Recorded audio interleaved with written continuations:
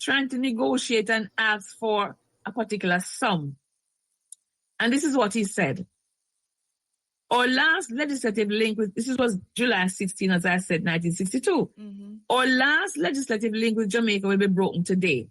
An association which has gone back almost 400 years. We in the United Kingdom owe a great debt, not only to Jamaica, but to the other territories in the West Indies and the Caribbean. I was much distressed recently when so much attention, both in the British press and in British public life, was paid to what we are supposed to be giving to some of these people who come over from Jamaica without any regard for the tremendous contribution themselves have made to our economy over hundreds of years. They have produced great wealth for us in the West Indies and the Caribbean and have given us a highly important strategic position for our fleet. And he went on to say that what Bustamante was negotiating and the sum that all the others from the Caribbean were negotiating should be paid. Because, so here is our proof. And what year are we looking at there? And that is what we must use in our negotiation to say, you yourself admitted, your parliamentarians admitted that reparations should be paid. And so I'm saying it should be part of the negotiating strategy. So this is a conversation that's been going on for so many years, Professor Yes. Shepherd, and yet here we are. And this is why when you came on, I said, this is interesting times. These are interesting times, aren't they, to use the Chinese term. But really and truly, we have an opportunity to do so much here that it befuddles the mind, really, that we seem to be playing some kind of political football with this. I really do hope that we get pretty serious about it. And I hope that the people at well, are you still a part of the NCR? The National Council. Yes, I'm a member, and I do my part by doing what I'm doing, by historicizing everything so that we can understand what we need to say as part of the moral obligation. Yes. It's not only, it's a moral obligation, because remember, as I said, the royalty was mixed up in the trafficking and the enslavement of people, meaning financing and benefiting from it.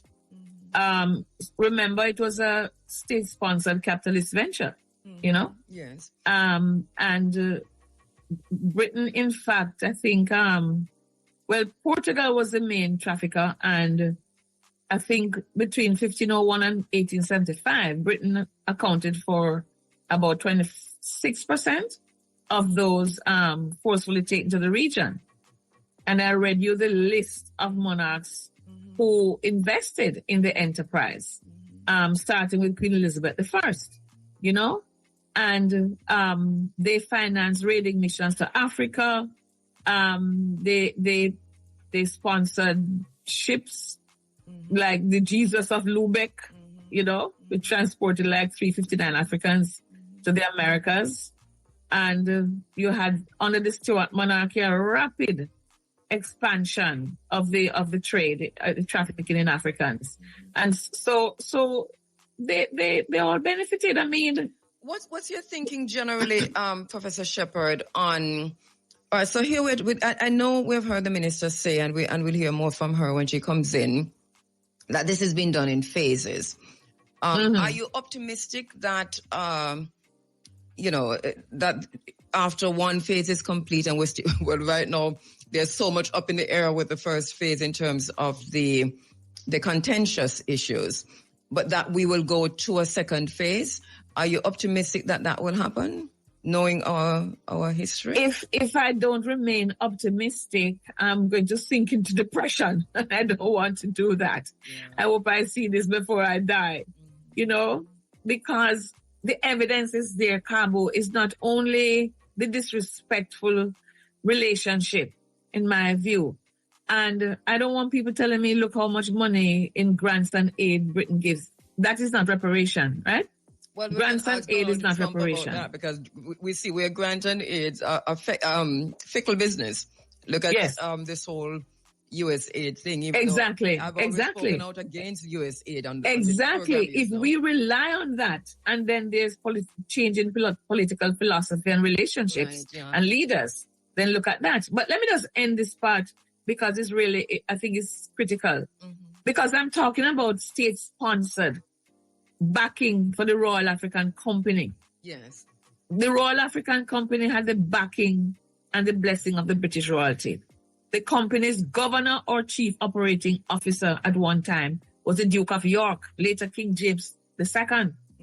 And leading royals such as Charles II, James II, William III were major shareholders and profiteers. In 1690, William III bought 1,000 worth of RAC stock from Edward Colston, the one that the statue they put in the water in Liverpool, right? Oh, yes. He was then deputy governor of the Royal African Company. And so, royal backing and the sheer volume of Africans traded were also factors that determined the value, not just of the Royal African Company shares, but the South Sea Company and the group of royal people trafficking, the Royal Company of Royal Adventurers trafficking to Africa. So as Ahmed Reid argues, despite this overwhelming evidence, the historiography has relegated European monarchs' involvement in this dastardly business to the footnotes of history. We are trying to resurrect that history and say this part must go along in your demand. In your demand, you put the constitutional issues, you look at what the change will require, but you also say you have benefited from Jamaica for centuries. You see, 400 years, people always use that. You have a moral obligation to ensure, and I want the government to negotiate, because we don't want to de-link and we have nothing. It's not only about, it is a lot about self-respect. But self-respect alone can run the country. Because I hear you saying that, and as you use the term de-link, that we could go into being a republic, we could get rid of the monarchy as head of state, but at the same time, we would de-link in such a way that we have not held them accountable for the atrocities. This is what I'm saying. This is exactly what I'm saying. And and I think a lot of people are arguing that. Because you can't just say, all right, I just want republicanism. But what are you going to use to manage your country after that? Remember, the same argument was at independence. It's the exact same argument that Bustamante and the team, that's what they were making. They were saying, we want independence, but we want you to ensure that based on the history, based on your obligation, you invest a certain amount of money in Jamaica. If people go and read Hilary Betters's British Black Debt, everything is in there. Because they use new information from the Hansard parliamentary papers, new documents that are released every year, to show. And that Creech Jones quote is coming from Beckers's work. So the evidence is there. And I don't know if there's a historian on the Constitutional Commission. I'm certainly not there. So, but I hope they have a historian on that commission to advise them. Let us pause a minute. But you have no idea? I don't know. Do we not know at all if there's a historian on the CRC? I don't know. Maybe we should go look. But I've not heard any of my colleagues saying that they're there. On the CRC? Check for me, please. Let's just get maybe there's a historian.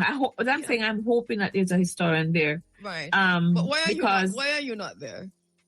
And I know you don't want me to answer that question, but since we're drinking coffee and I can't put myself. You can't put Let us take a break. I have to laugh. Let's take a quick break. I'll be right back. This is crazy. Make unbearable medical bills for your child go away. For as little as $2,540 per month. I don't know where I am, but we're all over. We're also on irfm.net. We're on our mobile app. You can listen to IRFM for free. All you have to do, go to the Google Play Store, download the app, and then voila, you will be able to hear us for free anywhere in the world. You don't have to pay anything. In the meantime, though, we're streaming live. So if you're on Facebook, you'll be able to see us. And it's IRFM, Facebook, YouTube, etc., etc. Wherever IRFM is, just type in IRFM and you'll see us streaming. We are there this morning. Peter Broadbent is doing an excellent job. Our engineer, I'll almost call you Duval there. Wilbert Wisdom is also in the studio, sitting right in front of me to ensure that we're doing everything right this morning. So good morning, Mr. Wisdom. On the phone lines, Professor Vereen Shepherd. All right, so we just heard from Minister Malahoo-Forte, who has assured us that she'll be here by 7:30. So it is 21 after 7 now, Professor Shepherd. So we hopefully she'll be in the studio with us in 9 minutes. Excellent. That's excellent. Yes, it is. And so Prof, we talked about, who the CRC, the Constitutional Reform Committee. So Shamara just given me a list. Ambassador Rocky Mead, Dr. Derek McCoy, Senator the Honorable Tom Tavares Finson, and Senator Ransford Braham. That's a person who I heard saying that if we are not careful, we'll be paying homage to King George. Senator Donna Scott Motley, Mr. Anthony Hilton, Professor Richard Albert, Dr. the Honorable Lloyd Barnett, Mr. Hugh Small, and Dr. David Henry, Dr. Nadine Spence, and Mrs. Lalita Davis Mattis, and Mr. Sujay Boswell. Did you recognize any historian in that list, Prof? Because you would know. No, I did look at the list actually some time ago when it was established. I hadn't looked at it recently, and I was being cautious because I didn't know whether there are new additions or anything like that. But I see some really good lawyers on the CRC. So, but I'm not recognizing any established historians. There are people who know history, but I'm not recognizing any UWI, Mona, or Kayville, or any Jamaican historian or other historians. Say from the Mona History Department on it. No, I didn't recognize any, but I did see the list before. Yeah. But I don't know. I was thinking maybe there have been additions since I last looked at it or something. Yeah, and just generally speaking, outside, and I don't know if you can divorce yourself from being a historian, but is it for we said earlier how important this was, that this is not something that we can play around with. This is a very serious time in our history. We're making a decision for the rest of our lives, in terms of this reform process. How important is it to have a historian in this space, considering our particular situation of slavery, enslavement, and how that is tied up into any conversation on Republican? Yes, Republican. But I mean, even if a historian is not there, I'm sure we are on standby to be consulted on anything that is important. I know Mrs. Lalita Davis Mattis, talked to her a lot. She's the chair of the National Council on Reparations. She knows that she has us as members of the council to advise on anything, any information she might need. So that is established, and the history department is there. And so on. So at any moment they need us, we're on standby. But Kabu, that history is not a compulsory subject in our system anywhere, and that the knowledge of history and the importance of history, I don't think is appreciated by many people. And when something historical is in the media, like a bullet point along the way, then we are called for interviews. But we're not investing in the education of our children in such a way that they will understand and know their history. And that concerns me. I'm concerned about the lack of knowledge of our history. You know, I went on one website. I'm really sorry to call out JAS, but when I went on the website and I looked at the history of Jamaica that they have there, can I just say it needs to be decolonized, and decolonial language needs to be used. It needs reform. And I'm volunteering to do it over. Volunteering. Well, JIS, did you hear that? Professor Shepherd is volunteering to edit. I'm just going to put it in journalistic terms. The your website, especially that part on the history of Jamaica. History of Jamaica, yes, right. yes. I know they're listening. And I'm concerned about the children. But if the children want to understand the constitutional changes, the history of Jamaica, and in terms of the constitutional history or relationship with the monarchy and the various kings and queens and them from England, stroke the United Kingdom, I don't know if you can see this. Right. It's called Caribbean Free. It's called Freedoms 1. Okay. I don't have Caribbean Freedom. Yeah. Can you see? Right. Freedoms 1. Yes. Yeah, we're seeing it clearly. The subtitle is Caribbean Emancipations, Ethnicities and Nationhood. It's written for schools. It's written by Professor Hilary Beckles and myself, right? Yes. Two of us wrote this for the children. Right. The companion to this is called Liberties Lost. So there's Liberties Lost, which is volume 1, and Freedoms 1, volume 2. Yeah. And chapter 17 of this book explains the political history of the region, including Jamaica. The change from the monarchical system, meaning that the crown colony, through the old representative system, the return of self-government, all of that is in here. And then I mentioned Hilary Beckles' Britain's Black Death. Right. This is fundamental reading for anyone. It might be too advanced for the students, maybe sixth formers. If any sixth formers doing history. And fifth formers too, yeah. This is fundamental to trace the well, you can see the cover. It's one of the royal people on the cover. And juxtaposed with the trafficking, Professor Beckles chose this cover brilliantly to show the juxtaposition, of the trafficking and the cover with the richness of others. Right. Now, so this explains the relationship with the UK and the responsibility, the debt owed by the UK, and in terms of reparations. Yes. And then the Center, just before I left, the Center for Reparation Research, we put this out, 20 questions and answers on reparations. Simple questions and, as simple as possible, the answers. And in there, you will find also the quotes that I read from Preach Jones and Lord Ogburn, and how the negotiating strategy is developing and so on. So 20 questions and answers on reparations. The Center for Reparation Research at the University of the West Indies has copies.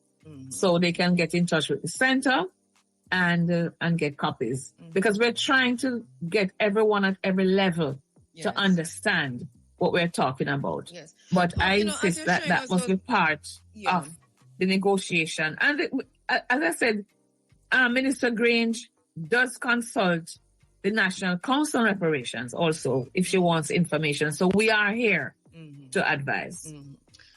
I remember we are both St. Mary High is our alma mater, both of us. Yeah. And I remember when I was in about fifth form. And we both come from Hopewell. Very near to each other, actually. Just cross the river from each other. But, yes, but my part was called Africa. Listen, man, Africa was in my district. Don't let us argue about Africa today. You were I keep telling you that Africa. Part of yours was Africa? Not part of mine, but Africa was just down the road from me. Down the road, yes. I would never know it. Look at that. But you're young, good morning to the people you would have known. You just down the road from me, man. And so, but I remember in fifth form, and this I'm trying to gauge, and you're showing us those books now, and you've said that history isn't even compulsory. And one of the things that I've noticed is that I'm trying to engage young people in this conversation on constitutional reform and the journey to republic. But my personal experience is that there is a disconnect, and it is shocking to me, right? And I suppose there are a lot of reasons for this. But I was saying at St. Mary High, I remember Jeffrey Mordecai, that was his name, and Joan Williams had come to St. Mary High, and they had the Constitution, packaged, like many copies of those. And, they gave them out, and later on there were many of us who joined with them. And, I was walking from Highgate to Richmond, handing out the Constitution and knocking on people's door, knocking at them windows, knocking at them gates and saying, here's a copy of the Constitution. And so, and in Hopewell and Fraser Wood and all those areas, we were handing out the copies of the Constitution. So I'm saying to myself, but I was a student. I was more than 16 at the time. And we were engaged, and it wasn't just me. A lot of students were doing that. Now there's a conversation on the island about constitutional reform, about a journey to republic. But our students, our young people, seem so disengaged from this. And it's bothersome. It's worrying to me that whether you reach 18 or not, that this is something that is going to affect you for the rest of your life. So whose responsibility is it? Well, the Ministry of Education. The Ministry of Education, I think, since we're talking about schools, and maybe some of the schools do have the Constitution, I don't know. I remember when I was teaching history at Merle Grove, we did, a colleague of mine, I remember, had the Constitution giving out to some of the students. And even later on, while I was at UA, many students were being given the Constitution, and we were looking at the Constitution. So I don't know what is happening right now, to be honest, in the schools. What I do know is that there's social studies, and the social studies should include that kind of education on the way the country runs. That's the role of social studies. But I'm still saying social studies cannot replace history education. And even the Patterson report calls on the government to make history a compulsory subject in the schools. I don't know how many recommendations have been implemented, but if we continue to think that STEM is more important than STEAM, if we give that impression, then we're not going to get anywhere with our history. You see, the thing is, you don't have to specialize in history or become a historian after you leave school. I'm saying it should be a foundation subject so that you don't get lost along the way if you don't know your history. We all we big up Marcus Garvey and talk about him, but yet we're not introducing the principles and his views on history and the past and so on. So I'm thinking that we need to do that. We need to ensure that history becomes compulsory. Because all these arguments, about what is happening in the schools, how people can't wear locks and children are being, policed by the hair police and the dress-led police. I mean, when I was going to St. Mary's School, I don't know, in your time, were there... You were wearing gowns? You were wearing gowns? You all got to wear miniskirts and so on. No, we weren't wearing it. It was right on our knees or just above our knees. We were wearing miniskirts. Even as teachers. Right. I'm going to send you a photo of the teachers at St. Mary's School. There was a group photo. And there were miniskirts. I know. I've seen that. And nothing happened to anybody. I mean, it was, and as students, it was right at the knee. Yes. You didn't have the long gowns that I see at some schools. Yes, we were. And even now I was just by St. Mary High on the. Have they changed the gowns? No, they're still Okay. Good. And I'm happy for that. That we're not policing them to the extent that I see. What about the hairstyle? Well, I'm not sure about the hairstyle at St. Mary High, but I must check. I did see. Because I will call them out if they're not, if they're oppressing the children. I was driving along somewhere in Crossroads recently, and I saw some girls, I don't know which school it is, And this girl had locks. And I was like, I wanted to stop and talk to her. But it was too much. I couldn't do that. Yeah. But I was saying, really, there's a school in Kingston where the children can go with their natural hairstyle and with their locks. And I want to know what this. I'm going to investigate. And it was up there on blue with yellow trim. I don't know which school that is. Okay. But I have to do some investigation and pick up that school. You know? And now, you know, because I have friends who are wondering, where do I send my child? I don't want my child to grow up in an atmosphere of fear about what the hairstyle should be, what the dress length should be. And I'm telling you, if the intention, well, I don't know what the intention is. I suspect the intention, so I won't say. But if the intention is what I think it is, it's not working. Because look at the society. Look at the society. Look at the society. Yeah. Look at the crime. Look at the lack of respect. Look at the lack of values. So you think long skirt is going to correct that? Oh no, because no. They can't even run if there's fire and flood. But that takes us to, and finally, Professor Shepherd, thank you for staying on too. I really appreciate it. There's this thing. Well, I heard Minister Malahoo-Forte in addressing one of the sessions throughout this process, talking about phase 2, where the focus will be on rights and so on. So yes. I suppose some of these conversations we're having would be in the phase 2. Good. If phase 2 happens. And that I think, but I think, how do we ensure, and I suppose that is for the minister when she comes in, but yes, it is imperative, I think, for once we have agreed that phase 1, phase 2, and if there's a third phase, that there's a time frame between phase 1 and phase 2, that we go into that, within that time frame. How important is that? Well, the thing is, though, based on our timeline for the Republic transition, we may have to do things simultaneously. You know what I mean? That because you do have many people who can help. In other words, the teachers can be, there can be education for the teachers.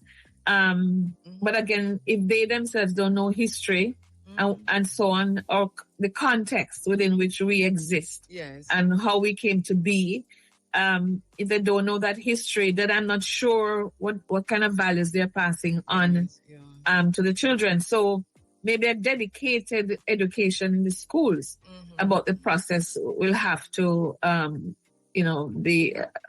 should go on. Because if it is not going on already. And the students can impact. I think there's some work that is being done. I'm not saying that I haven't seen that, but our own experience here is a disengagement. I'm talking to a lot of students. It is, for me, we talk about apathy in voting. They're not clocked into this. Yes, they're not locked into this. When I speak to young people, when I do have the opportunity, many of them, after leaving sixth form, if they do sixth form, but they have left school, they're 18 and over now, they're not registered voters. And when I ask them, do you know what it took for us to get the vote? Because there was a time when we couldn't vote. Universal adult suffrage came later on. And don't you think you have a responsibility? They said they don't know what's the use of that. Because their life continues. They don't see, why they should vote for one party or the other. And do you so that's the kind of apathy that I have noticed among some young people. In terms of, I'll ask the minister, but as you said that, I'm thinking, but for the referendum, you're going to have to be registered to vote on this, do you? Or you just go to a place and vote on this referendum? How does it work? You have me there. I will listen to your interview. Yes. Because the referendum for this to come out of the monarchy. Of the federation. People were registered voters, but again, the apathy was still there. So you have to make people understand why they should vote. Yeah. Whether they have the whether they are registered voters or not. Encourage them to be registered, but let them understand why it is important. Yeah. And part of that education is what we went through as a people, and how responsible and how lucky we are, to have come out of that oppressive era and then be here as independent people. Yeah. What is our responsibility as a citizen? I think social studies has to teach them that in the schools, and then we have to reinforce that in the public space. Professor Vereen Shepherd, thank you so much. Thank you so much. It's an intervention, and I really appreciate you coming. Thank you for having me. Light on this, contextualizing this, helping us to understand what it is that we're really talking about, our moral obligation, and how important this that is coming up, how important this is for us. We cannot play with this.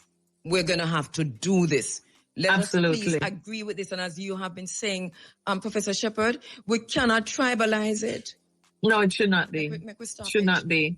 And we should encourage our people to get registered if they have to register to vote in the referendum. But I think they have to. Yeah. Well, and please go register for vote. Let people go there and vote for their future and the future of their children and grandchildren. This is too important. It's that important. This is too important to play with. It's very important, because as you say, you quoted someone who said, then, William's children will be ruling Jamaica if they're not careful. I cannot stomach that.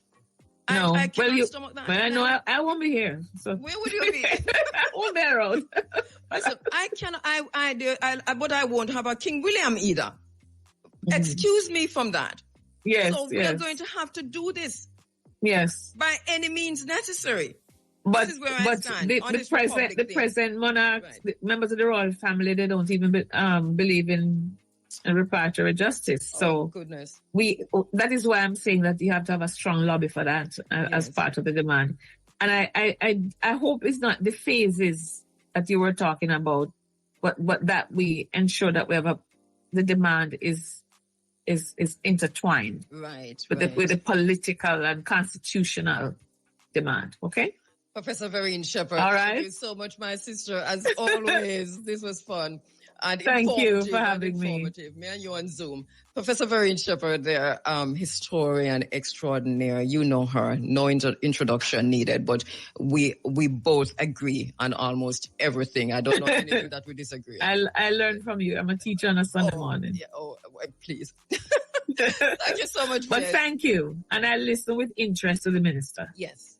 Me too. Okay. All right. Bye. And just to say quickly before we go to the break, that one of the things we're going to do this morning is to open the phone lines for our listeners to call in, for you to call in and ask questions of the minister.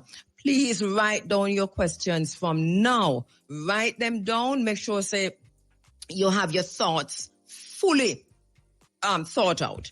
Write them down. Write down the question. I don't mind if when you're talking to Minister Malahoo-Forte, you're reading your questions, but write them down. This is IRFM Town Hall.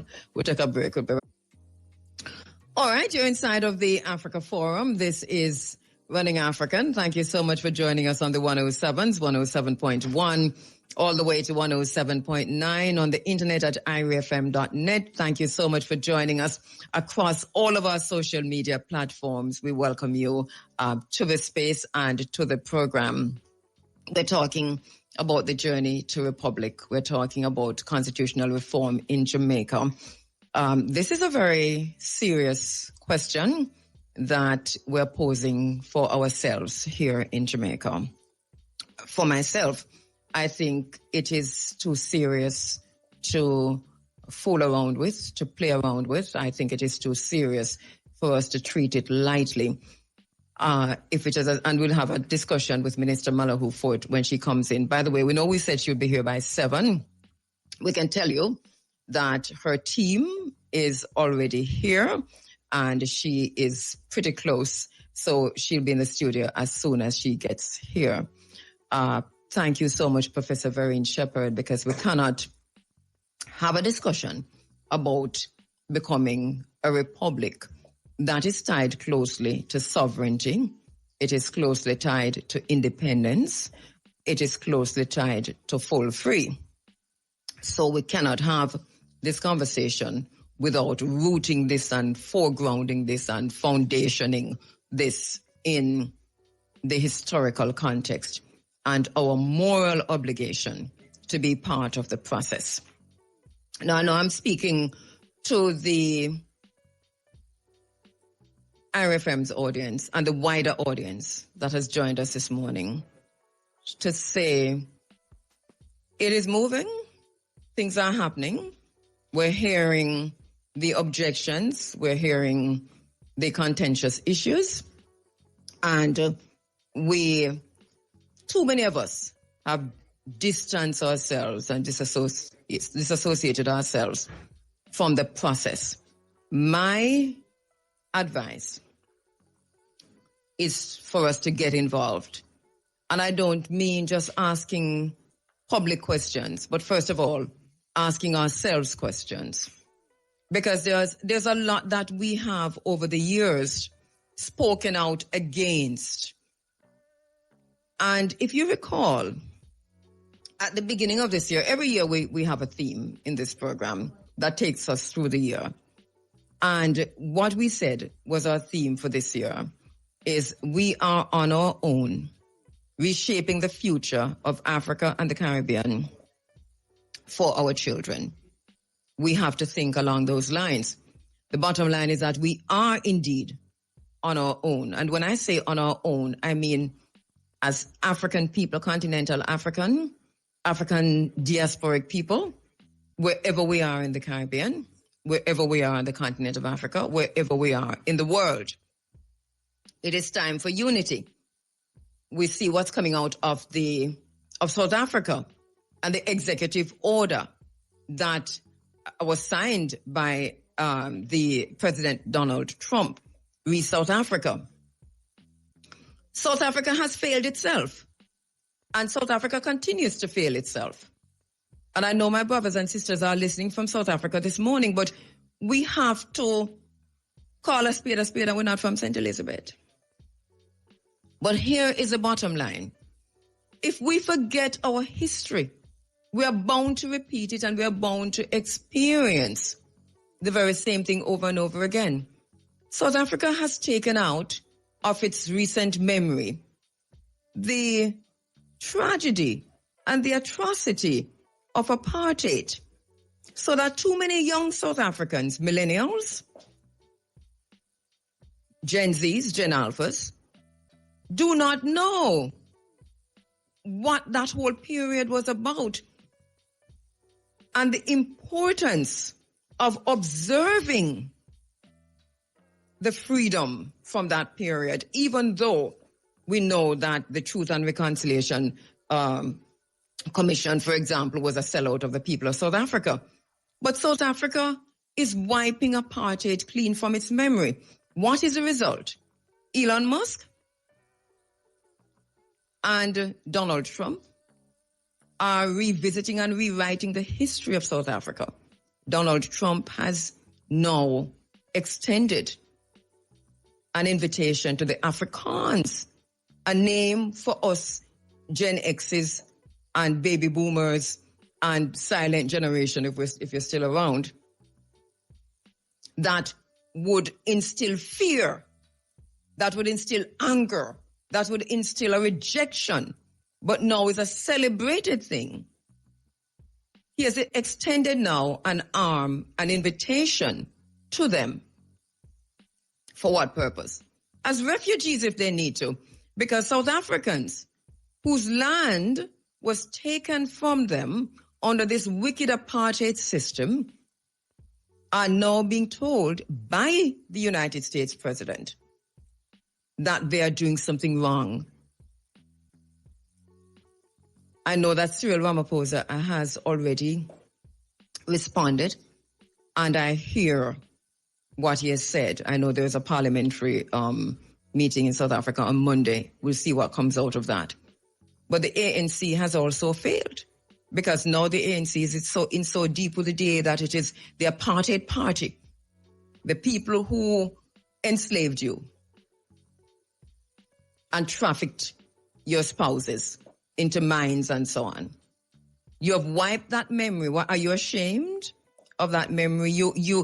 And so what South Africa has done has resulted in the executive order signed by Donald Trump. 9/11, every single anniversary of 9/11, the United States of America sets up a podium in the Capitol or some other place, and for an entire day, since 9/11, have the people come in and read the names and call the names and speak again the stories of those who died in 9/11. That is what we need to do when it comes to our history. The rituals are important. The Europeans recognize how important rituals are, because rituals help to keep memories alive. And if we forget, we are bound to be enslaved again. What have we forgotten in Jamaica? Why is the history important? And this is why I talk about the need for the historian to be in place, because understanding where we're coming from, understanding what the British monarchy means to us, that understanding, that memory is important. We have a moral obligation to remember that and then to say no more. But too many of us have forgotten, and too many of us are unwilling to engage.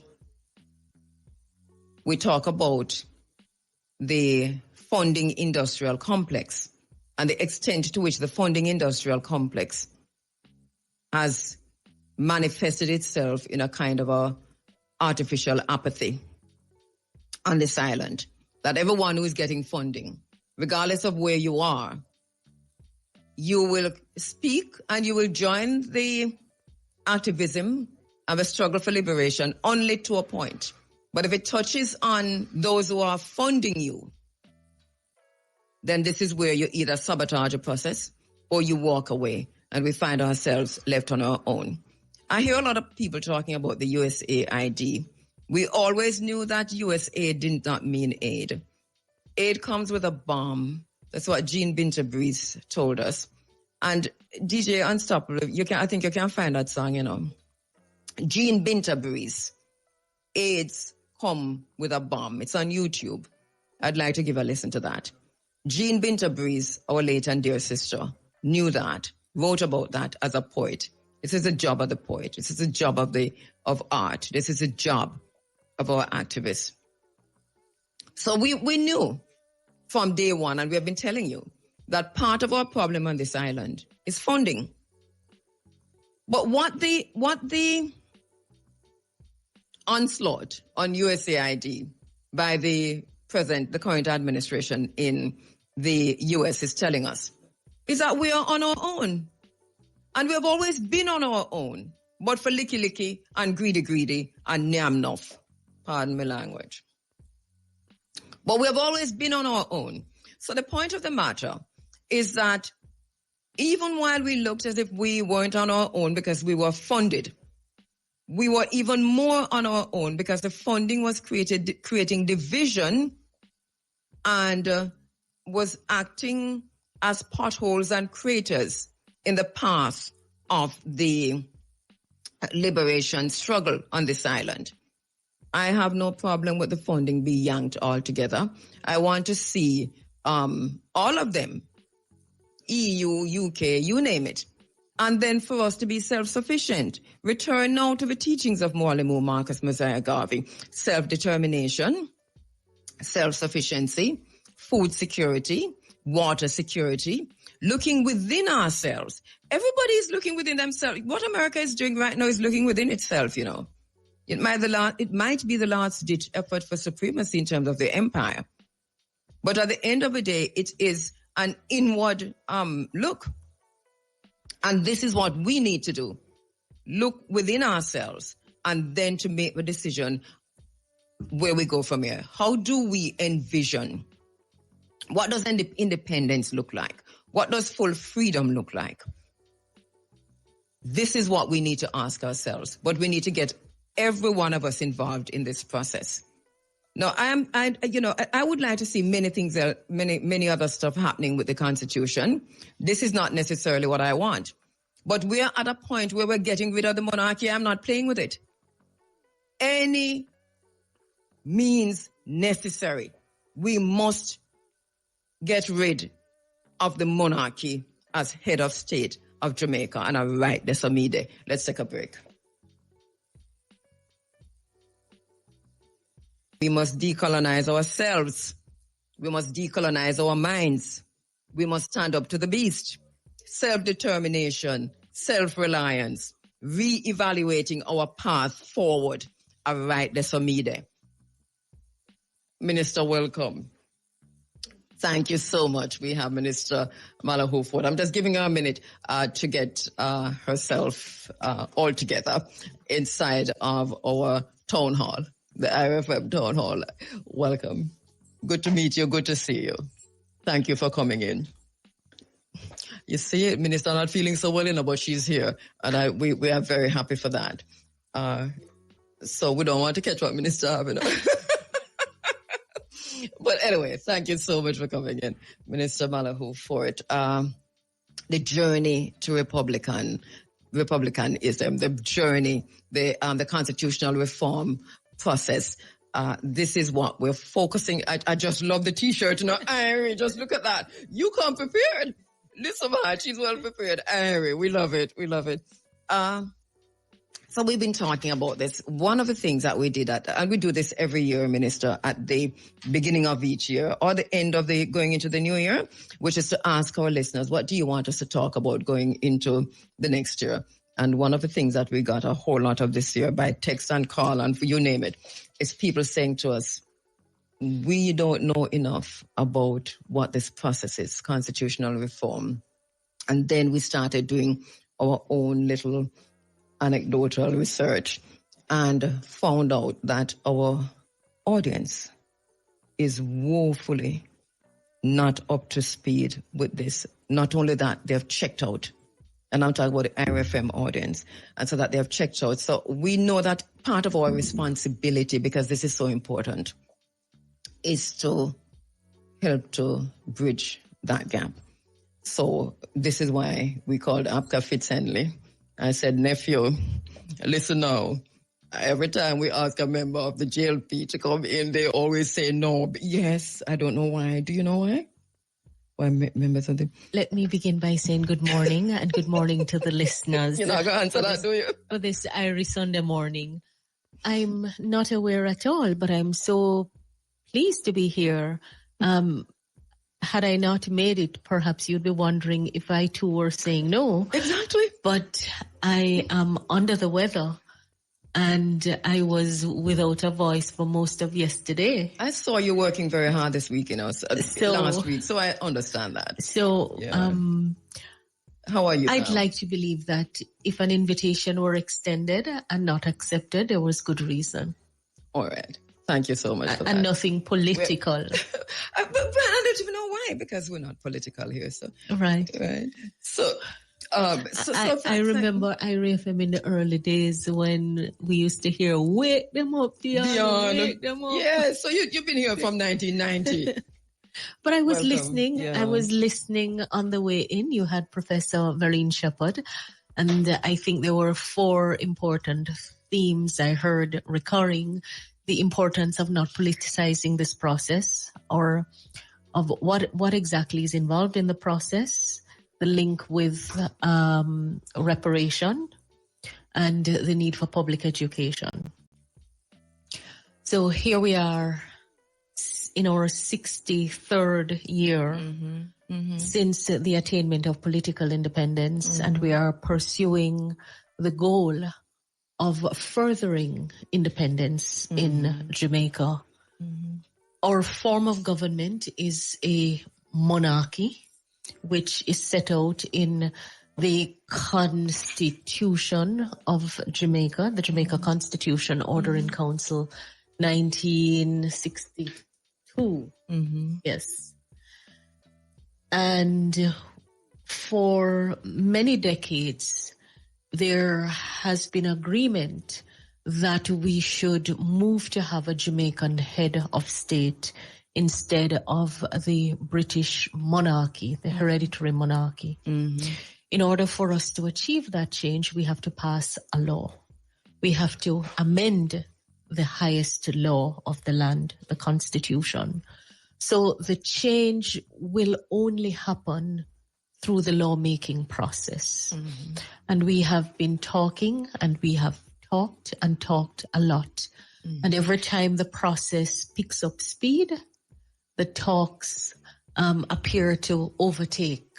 And paralysis of analysis. I recall someone saying to me, you know, Jamaica's culture is unique in this regard, because it almost appears as if some people think that mere talk will bring the changes we have agreed to make. On the contrary. So the Constitution has different types of provisions, and we categorize them in 3 based on the procedure that is required to change them. The provisions that have the highest level of protection are regarded as the deeply entrenched provisions.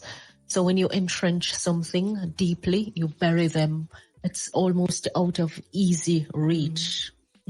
All of the major provisions that relate to the monarch are deeply entrenched. And all the provisions relating to the king of England. No, we know have monarch, the king, but not because we have the king. We now have the king. At the time of independence, it was the queen. And it is the queen that is named in the Constitution, and not the monarch, and not the monarch per se. Monarch. So no, in that case, then it's null and void. The queen. Well, no, because queen is defined to include the heirs assigned.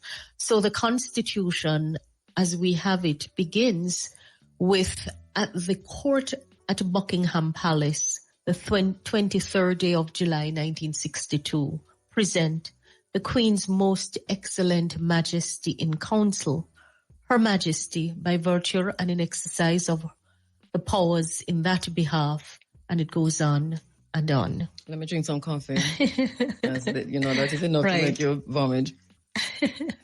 Well, not you, but me. But Minister, let me just say this to you, because considering how things are deeply entrenched, and especially that relating to the monarchy, wouldn't it have been easier? And this is a really serious question I'm asking, so and I'm not. It's not even facetious. To just repeal and replace the Constitution instead of trying to patch something that is so deeply connected to a whole other kind of reality, which is the Buckingham Palace and the monarchy. Well, the process that we're using is the same process that would be required to put a brand new constitution in place. But are you putting a brand new constitution in place? We are doing it in phases. Why in phases? Because change can be unsettling. And what we have found is that changes have to be administered. And the design of the Constitution itself is in different parts and different provisions. It's not the intention to change what has worked well for Jamaica, what we are familiar with, but to change those things that have not worked for us or which need to be improved. So at the end of the day, the new Constitution will have new provisions, and it will have retained provisions that we accept as ours. The Constitution was in fact drafted in Jamaica, contrary to what many people believe. It was debated in the Parliament of Jamaica, but in the colonial era, it was done with the assistance of the Colonial Office, and it came into effect by a special order in council through the colonial provisions in Buckingham Palace. So the intention is not to throw out everything. But because why not? After all, well, Jamaica has had stability in its democracy in spite of the challenges that we have. When you have constitutional supremacy, the Constitution itself tells you the process by which you change your laws. But stability at what cost? Because let us take, for example, something that we talk about a lot in this space, which is the colonial laws, and particularly those relating to rights and access. Access, for example, to land, access to the beach. This is something that is a vexing issue because that is still being almost weaponized by both administrations over time. We've watched this. It is, especially for us on this corridor, we've lost everything in terms of access to the beach. Unfortunate. When you leave here, I would say to my guest after leaving here, do you have time? I could want to go on the beach, go do so and so and so and right. so. There are shops and, we can have some okra and so on and so forth. But you can't get that anymore. There's just nowhere no access. And I don't want to go off on that tangent, but say. But on the issue of access, it is really how the area is built up, because no one can deny anyone access along the beach. No one can deny? Properly so. No one law. should deny. In law. I'm just. But no one should deny. In law, right? Mm-hmm. But what you have is a lack of access to get to the beach, and when you're walking on the beach, the access to the properties that adjoin the beach. If you choose the example of beach access, immediately we're going to get into contention, because I do share the view of Jamaicans that we have to get to the stage where access is permitted and access is properly prescribed. I look on Cayman, for example, on their 7 Miles Beach. As you go along, you see areas defined. I think, though, that for Jamaica, we have had so many other issues. We have had so many other things that have brought us to this place. So we should pick an issue out of context. I don't want to. That's why I said I don't want to go off. What I was pointing to is really the colonial laws. I'm saying that the Constitution has worked for us. You talk about stability in democracy, and this is where I was going. That at what cost? And in terms of whatever that stability is, because chaos is not always bad, Chaos sometimes is a precursor to change, and we probably need a little bit of that if we are well informed, if we have enough information going ahead to kind of weather the storm as we are changing. I don't share the view that chaos is good. I said it's not always bad. That's a difference. Share that view, but you're talking about if we have information. And I believe a lot of the conversation that took place in the first hour was about the knowledge gap in the society, the lack of understanding. People have not been taught how governments run. Professor Shepherd herself was bemoaning the lack of a historical perspective. Yes, why is there no historian on the CRC?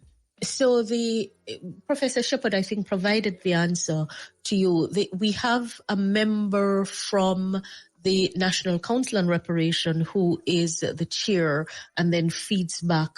But the primary link for the historical work is through the reparation process.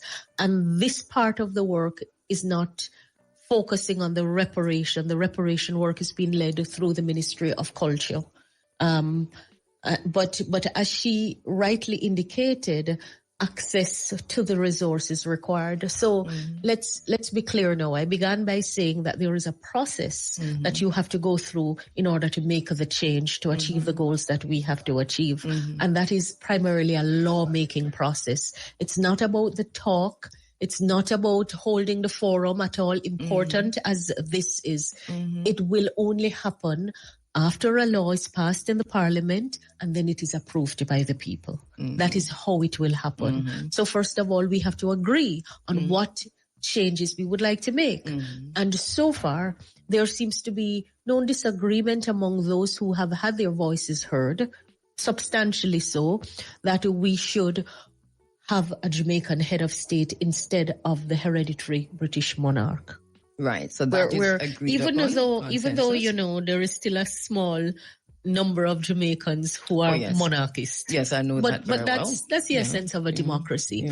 Right. And that goal can only be achieved by making the amendment to the Constitution, not by the talk. Hold on, point. Let me go to a break before Shamara kick me out. All right, let's take a quick break. We'll be right back. Situation affecting you or your constituency, if in any way. So, what Bob says, so much trouble in the world. Boy, there are so many things to distract us. So we have to keep our focus. Right now, I am keeping focus on going through this process to have a Jamaican head of state for our Jamaican people, representative of our Jamaican nationality and our Jamaican identity, and who can be a unifying force in the nation. The move is... we're not moving to an executive presidential system where we have a head of state and head of government in the same person. We are retaining our parliamentary cabinet system, and we are changing out the form of government. We're going to the Republican form of government. So this is a contentious issue because we heard the former Prime Minister, P.J. Patterson, coming into the fray just on the weekend here, I think maybe a day or two ago, to say that he'll take to the streets if he has to, if the process of the parliamentary president is done in such a way as to have, I think it's a prime minister, appoint a president. Your own thinking on this, because what's the consensus so far? Has there been consensus on what the president should look like? We know that there's consensus and that is not going to be an executive president. I do not even know how we got to that place, because I think it would have been better to have an executive president. But let us say there's consensus on this. You are saying that the former prime minister is telling the people that he's prepared to take to the street. But didn't you hear him? That was on the news. I mean, that was a clip, unless it's AI. I don't know. That is most unfortunate. Of all the things that he would take to the street or that would require, or who should be an elder statesman taking to the street, that is what he would take to the street about? Well, I can't disagree with you on that, you know. Seriously? No, I really can't disagree with you on that. Seriously? I thought the very same thing, but he has a point. But think about it.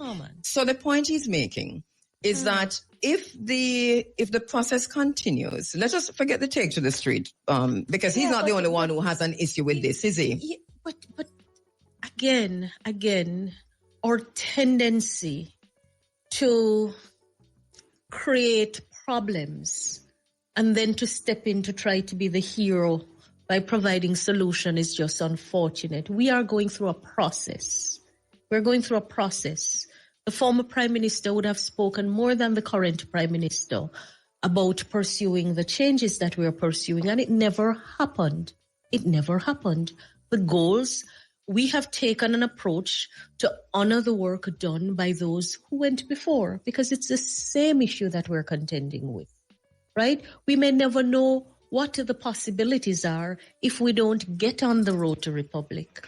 If we continue to stay in the monarchy, we would be talking. I recall when I made one of my first presentations, I borrowed a quotation from Dr. the Honorable Lloyd Barnett, who said that we could very well find King Charles on the throne, and it is now a reality.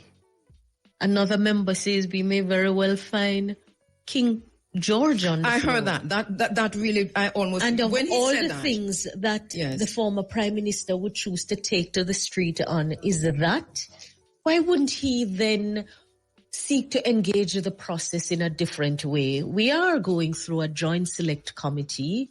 We are reviewing the bill, and the matter is open for discussion. As a matter of fact, the changes made to the method of appointing the president was made as a result of comments that former prime minister and former Prime Minister Golding and others made in relation to the recommendation of the committee. The advisory committee comprises representatives from the government side in the parliament, the opposition side in the parliament, and the wider society. It mirrors the process that is required: a vote, government, opposition, and the people. Mm-hmm. I cannot withhold expression of my disappointment that of all the things that you're going to take to the street about, that is it. And I see you're smiling now, but Seriously? you're also holding back rage. Seriously? At this, right? There's a bit of anger Man, in you. leadership, this country But needs are you the Are exercise you of open to leadership. these kinds? Are you open to these kinds of disagreements, though? To what extent are you open to these kinds of disagreements? Read this process. You were the one who said early in the day that this was going to be a tricky process. That's the word you used. Anti-Kabu, as they call you. Anti-Kabu. I mean, politician, you know. Yes. Yes, Marlene. You know. Yeah. Agreement was reached a long time ago on transition to a non-executive president. Our Governor General is not entirely ceremonial. So we have avoided using the term ceremonial president. But even if we were to use it, Professor Shepherd will tell you there is still an important place for ceremony. And ceremony marks important occasion, things that people should pause and pay attention to. But the many years of economic mismanagement of Jamaica has relegated ceremonial matters to what is cheap and common as a deflection from the real issues. So when people hear about ceremony now, they don't have a clue what it is about. But Professor Shepherd would tell you, and you're in the African Forum now, places like tribal Africa places a great emphasis on ceremonial matters because they awaken consciousness. Ritual. Awaken consciousness in the people. There's some things that we cannot continue talking about. This break we have to take. I'm so sorry. Take the break. So we are going to go to the Supreme Ventures draw. So listen up. Top draw dollars, pick 2, pick 3, pick 4, hot pick and cash spot early bird draws are coming up next. Of today's winners, join us again at 10:30 a.m. for another chance to win in top draw dollars, pick 2, pick 3, pick 4, hot pick and cash spot draws. My apologies. All right, so I'm seeing your texts, I'm seeing your messages. The telephone lines will be open shortly. For you to speak directly with Minister Malahoo-Forte. All right, the process, Minister, because I know we're jumping all over the place in the interest of time, but the process is as it is.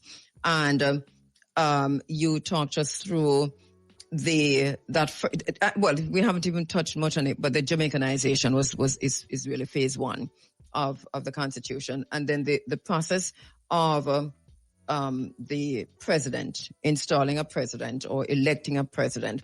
There's also consensus on that, you're saying, which is, so there's no consensus on an executive president, but a parliament. It's a parliamentary president that is called? Or a ceremonial president? Let's just... So we have a clear vision of what we would like to see achieved in this constitutional reform work. At the end of the day, we want to promulgate a new constitution. Is your microphone on? Okay, all right, go ahead. At the end of the day, we want to promulgate a new constitution. A new constitution will have provisions that we retain from the existing constitution, as well as new provisions. But it is about Jamaica. It is about our development aspirations. It is about the realities of Jamaica, the journey we have taken so far, an appreciation of where we are and where we would like to go. So we are abolishing the monarch as our head of state. And if you're abolishing it, the question arises as to what would you replace it with? And we have agreed that we will replace it with a president as the head of state of Jamaica, not the head of the political side of Jamaica, but head of the state of Jamaica. There is government and there is state. And what we heard from the people is that they didn't want a president that would be partisan. They want a president that could be a unifying force and that would be symbolic of our national identity and our national unity. And those values help to determine what type of president. It's a conversation that was had a long time ago. Tension, do we move at one stage? The suggestion was for us to go to an executive presidential system similar to what is in the United States, where the head of state would also be the head of government. All right. In that case, the entire creature is political. You don't have the separation of someone who sits above the partisan political fray to unify the nation. Because the state of Jamaica will exist regardless of who forms government. The state of Jamaica doesn't change because government may be formed by the PNP or it is formed by the Jamaica Labour Party. And it's important that we understand that. And so the move to a non-executive president means that it is a president who would not be involved in the day-to-day running of the country, but who would nevertheless discharge certain important functions, similar to those performed by the current Governor General. Mm-hmm. All right. So do you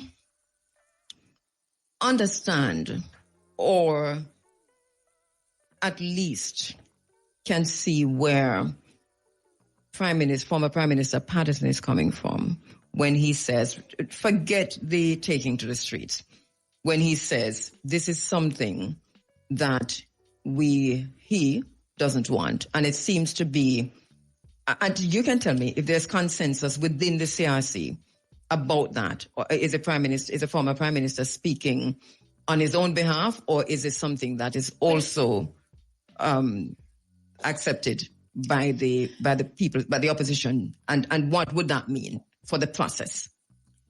The Constitutional Reform Committee recommended that we would create the office of president for a non-executive president because we would be retaining the parliamentary system. Mm-hmm. The executive presidential system is a completely different system from what we know and from what we are familiar with. Completely different system. We could get there at some point. Mm-hmm, mm-hmm. But if you are changing, when you say we could get there at some point, what does that mean? Would that be written into the process to say this is a temporary situation, and then later on? No, you would have to make the change again when the decision is taken. Mm-hmm. But and that change would include the same processes, which would be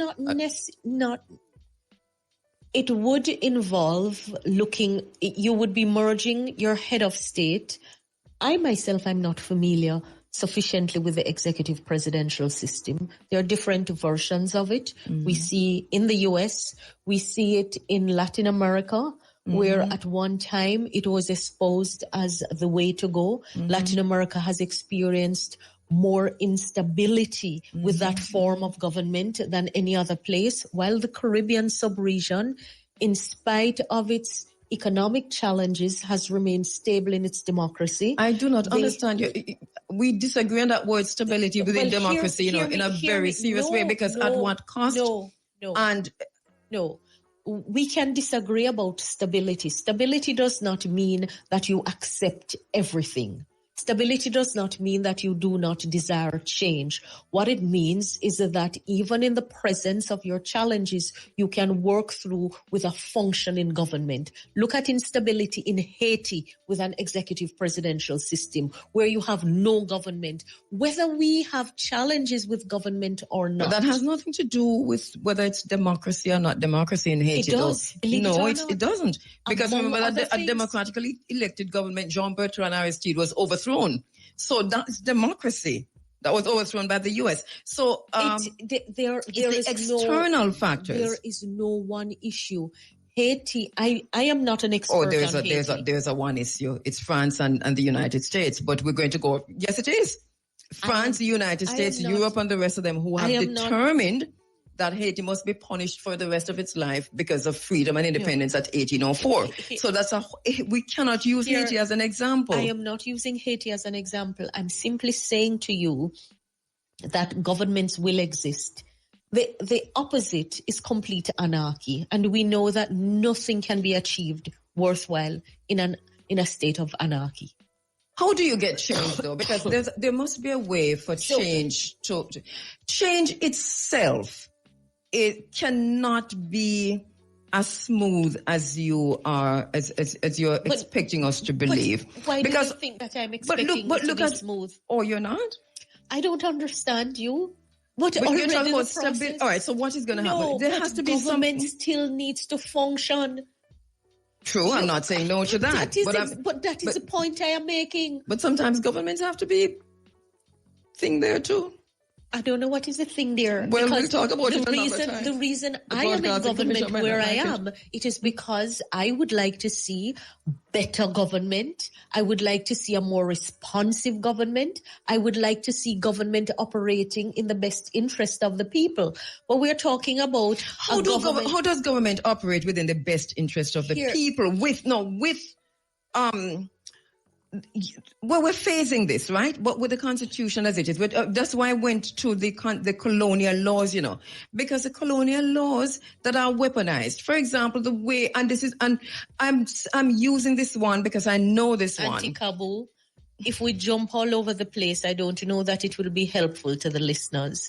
There are a number of issues that we have problem with. A number of things. I'll take that point because we do have to get to the calls. We are a nation with a grievance culture. The grievance exists within ourselves, within our families, within our communities, and within our nation. We're still What is the cause of those grievances, though? I don't believe there is any single cause. A big part of it is the Constitution as it is today. No, it is. It's a weaponization of colonial laws against the people of Jamaica. But the colonial laws, we have passed a lot of laws in Jamaica, in independent Jamaica, that have nothing to do with our colonial master. A lot of the laws have had to do with our economic reality. We have we are still a young nation struggling with self-determination. We see glimpses of what we can be. We have a potential that is great, but we are yet to realize that potential. We see pockets of excellence, which tells us that Jamaicans are as good as the best and sometimes better than the rest. But we have not mainstream excellence in our culture. All right. We see so much of what we would like to be. We want the outcome, but not the process. All right, let's go back to the process. And see Jamaicans have succeeded, the discipline that comes with it. Any of our gold medal athletes. Minister, I'm sorry to interrupt, but I take the point you're making about if we really do jump all over the place, that we won't get anywhere. Process. So, in terms of what we're talking about, which is the Constitution, the reform, the road to republic. There's a question, in the back of all of this. If there is no consensus at this stage, because you talk about that which is deeply entrenched. We have the opposition leader now saying, and we know this is the view of the opposition, that the CCJ, if that is not included, then they're walking away. Then we have the former Prime Minister on the matter of the president. If there is no consensus within the time frame, first of all, what's the time frame to get this the referendum off the ground? What time frame are we looking at? For the changes that we're pursuing, the bill, which I've brought a copy here, the Constitution itself tells you that when the bill is placed before the Parliament, you can't debate it immediately. 3 months have to pass before you can start the debate after you have tabled it. Mm-hmm. And the 3 months really are to be used to ensure that everyone is familiar with the content of it. The day the bill was tabled, on the 10th of December, and 2024, it was made available to the public. All right? Yeah. Electronically, in all of the places. It's on the various websites. Yeah. We have printed copies. We have distributed copies. And it's well advertised. And between, December, January, February, March, what we have done is to have it reviewed by a joint select committee of the Parliament, comprising members of both sides. Since the first meeting, the opposition members have not attended. We have been receiving submissions from the public. We have not yet gotten to the stage where we will either invite them or do the review. We are receiving them and we're reading through them. And we are going to hear Jamaica's response to the provisions of the bill. All right. Now, some of the submissions that have come are speaking to other issues that are not in the bill. It's very difficult for us to maintain discipline as a free-spirited people. So we want to do it when we want it, how we want it. So what we're looking at now is the bill. It's the bill. This is what we're looking at. This is what we're looking at now. If the opposition hasn't been since... The opposition... We proceeded, Prime Minister Holness responded to a call that was made by others before he became Prime Minister, and the same response did not happen. Mm-hmm. So for previous Prime Ministers who talked more about constitutional reform and didn't take to the street, but want to take to the street now that the bill is before the Parliament, it's just unfortunate. So the Prime Minister was called upon to take the necessary steps to abolish the monarchy because there was no dispute and disagreement in the Parliament about it. Right. So the same former Prime Minister wrote to the current Prime Minister. The opposition leader wrote to the Prime Minister. And every year when we get to independence, the nation invites a reflection on how much we have achieved since independence.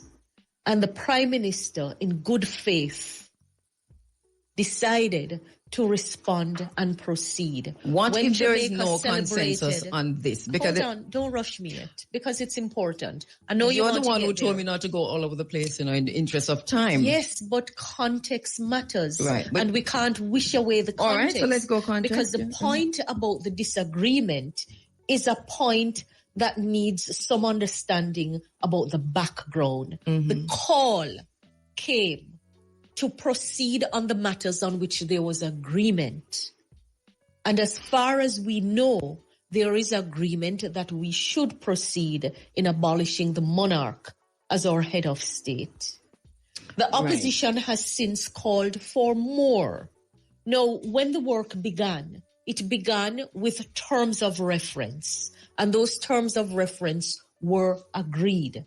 Mm-hmm. And the terms clearly indicated that matters such as the final court would come in the second phase of the work. All right, now, so phase 1, phase 2? Phase 1, phase 2, and phase 3. So phase 1 is?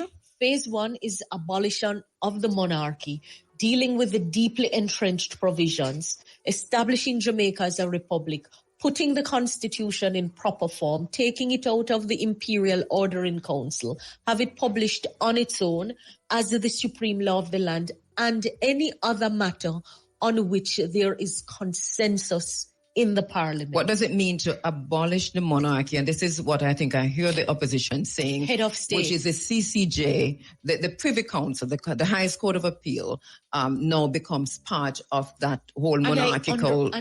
And I totally understand what the opposition is asking for. I understand. And the point you're making is what? But which final court is best for Jamaica is not which final court is best for the PNP or which final court is best for the Jamaican Labour Party. Why is this such a problem?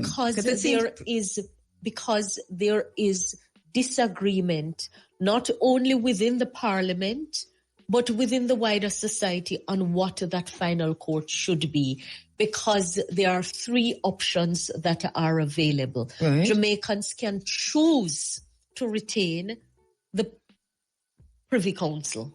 Choose, not have it as a continuation. It can be a matter of choice. Mm-hmm.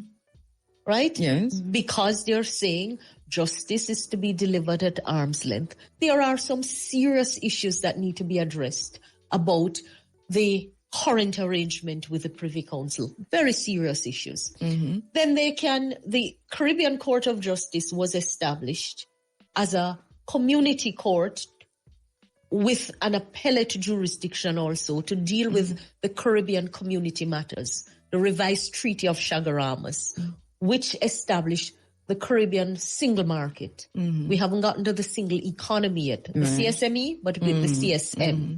Jamaica is a member of the court for Caribbean community matters. And we know of the very popular case of Shanique Myrie, which dealt with freedom of movement within the Caribbean community. We are a member of the court. The question is, should Jamaica accede to the appellate jurisdiction? But there are Jamaicans who are also saying, hold on. Why should we move from Jamaica to Port of Spain? Why can we not establish a Jamaican final court? And there are many arguments. This is an issue. There are many arguments to be considered because the question of cost, can we afford it? Have we sufficiently resourced the other courts below? But you don't get to a final court before you have a decision from your trial court or from your first appellate court. All right. So but at the same time, you people are being said denied justice if you don't change the final court is not true. But at the same time, Minister, issues of concern. At the same time, you've said that this issue of the final court will be in another dealt phase. with in phase 2. Yes. All right. So let's hold that for the minute. Yes. I want to go back to at what point does this whole process become almost null and void if there is no consensus? But generally, again, for the benefit of the listeners, what I understand the parliamentary opposition to be saying is that they still are not clear what is the government's stance on accession to the appellate jurisdiction. One issue. The other thing is that they feel that there is no certainty that the reforms would continue into the other phases after this first phase is done. Because but that's a very good point, isn't it? Absolutely. Knowing our history. And that's why I'm saying I understand, because the same prime minister who has told the people that he's going to take to the street, he was not able to get the work to this point. Minister, it stopped. Are with you the also report. in danger of tribalizing this thing? Well, because I think you're in danger of tribalizing. Just am? listening to you, but going back to the same prime minister. Responding to those who are tribalizing it puts me in danger. No, you're not. You are not in danger. Not you in danger, but the process is in danger. Lawmaking will not escape a political aspect. Prime Minister Holness took the decision. Not political, but tribal. Hold on. It can't be seen as tribal if you are responding to something. Why are you? It is how, though. Why are you? But why don't you call out the how? Why don't you call out the how of others? Because I'm responding to say you're obviously not a listener to this program. I have been calling out the how. As a matter of fact, let me just say something to you. I do not necessarily, personally, and I can say this You're to asking camera, me about the stalling of the process. No, I do not necessarily agree with the opposition on the CCJ and the Privy Council. I've spoken to enough lawyers already, but and very good friends close tribal. to me who have said to me that, listen, I'm with phase 2. People who I trust have said this to me. I am dealing with this in phase 2. There's so much to do in getting rid of the monarchy right now that we should concentrate on that because of where we are. And this is why I kept saying to you, at what point do we find ourselves with where we were before? Because this is not the first time. I think this is the furthest that we've come. But at what point does this whole process become null and void, or does it? Part of the challenge that we're facing is where we are in the life of the parliament, because it's an election year, and typically you would want to be saying to the people that we are at one, and just bear with me. I want you to bear with me, because Jamaica. Do you want me to take a break and come back and bear with you? No. If you must go to a break, that's fine, but I don't need a break. A must, but go ahead. I don't need a break. I'm simply saying to the people of Jamaica, earlier in your comments, you were talking about if we do it the same way, we're going to get the same results. It was either you or Professor Shepherd. Yes. So I'm saying that we have agreed on a goal. Certainly Prime Minister Holness and the Labour Party administration has made it clear that we are not going to put this as a Jamaica Labour Party achievement, as it were. But any government that is elected to govern will have its achievement if you do the work that you are supposed to do. The goals were agreed, and we are pursuing the goals because we see our election as an election to govern, and part of it is getting on with the things on which we have agreed. It's a legacy issue in the same way that we have had to pick up a number of legacy issues on the economic front, a number of projects that were announced, good projects that if implemented would be in the best interest of Jamaica. We got on with it. We got on with it. So for this matter of having a Jamaican head of state, it is something that we believe is in the interest of Jamaica. We don't want a head of state that is foreign to us. We don't want a head of state that we can't even go and visit freely. But we also don't want a head of state that is going to be appointed on the recommendation of the Prime Minister. I agree with that.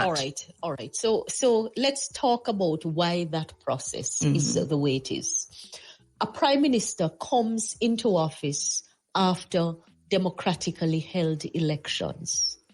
Prime Minister is the head of government that would be in charge of the day-to-day running of government in a parliamentary already not system. Chosen by the people, but chosen by the party, the delegates. So that is the real tension in the society. Right. That is the real tension. And this is why the president must be chosen by the people. Yes, but it's not going to solve the problem that people believe. What is the problem? The ask for a directly elected president is a proxy issue around how a prime minister gets into office. Is this your personal view, your legal view, or a party view? No. It's what we have distilled from our consultation with the people. Which people? Because nobody consulted with me.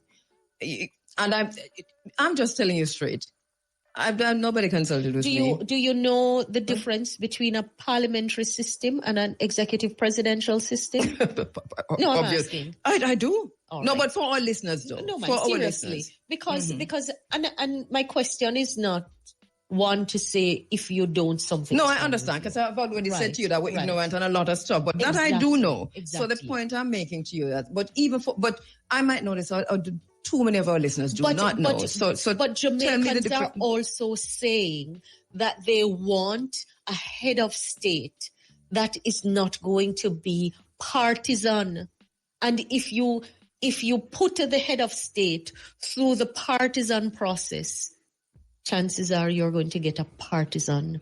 Well, this product. is right? The bane of our existence. Because many times, even though your prime minister is prime minister of all of the nation, when you start talking about which party the prime minister is elected on, people become encamped. Me a Labour right, you a comrade. You a comrade, me a Labour right. Right. Please do not point at me when you say anything.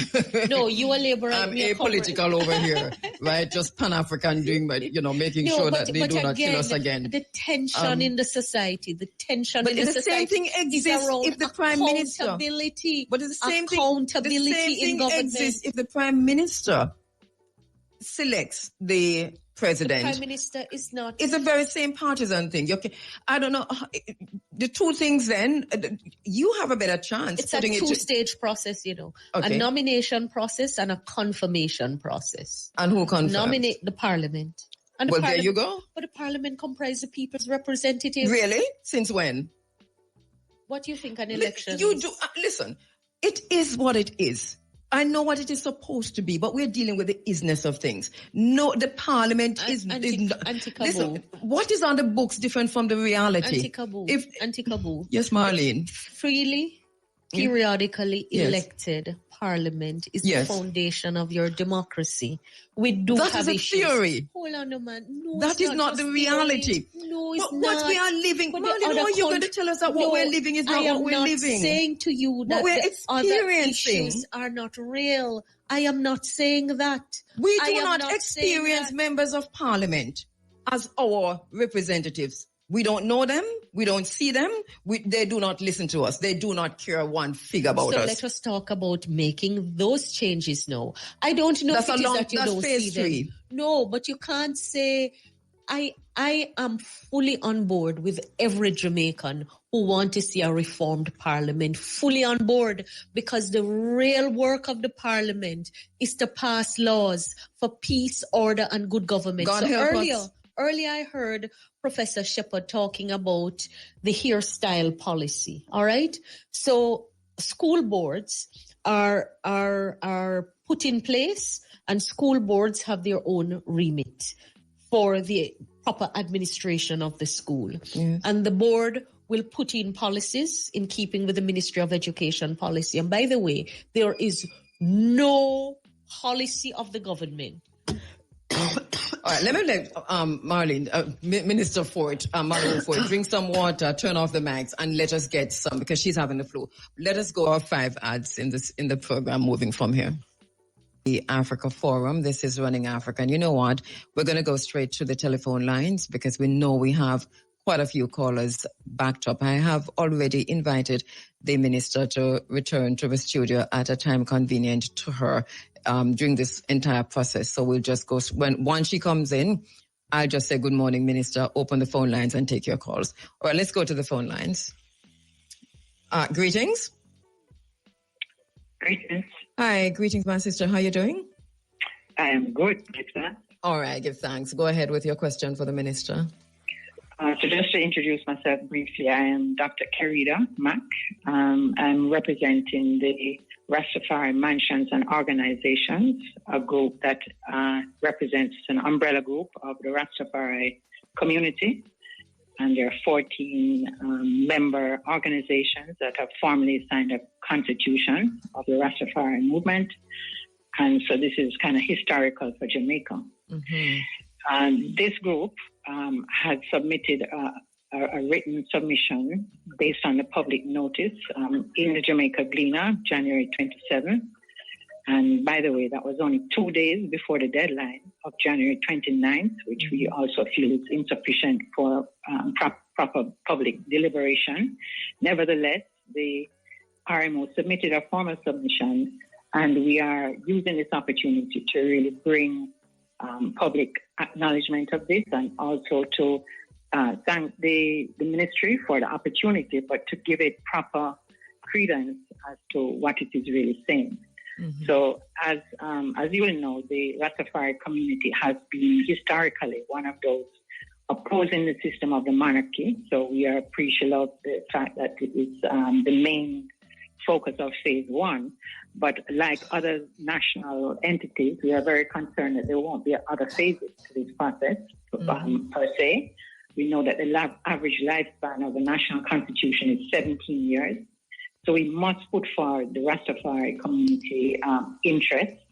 And the main effort of this submission is to have Rastafari formally recognized within the Constitution, so that any changes here to be would be considering the Rastafari community and its particular needs, given that there has been a history of victimization, even from the formal acknowledgement of the state, that there was state atrocities in 1963 with the Coral Gardens incident.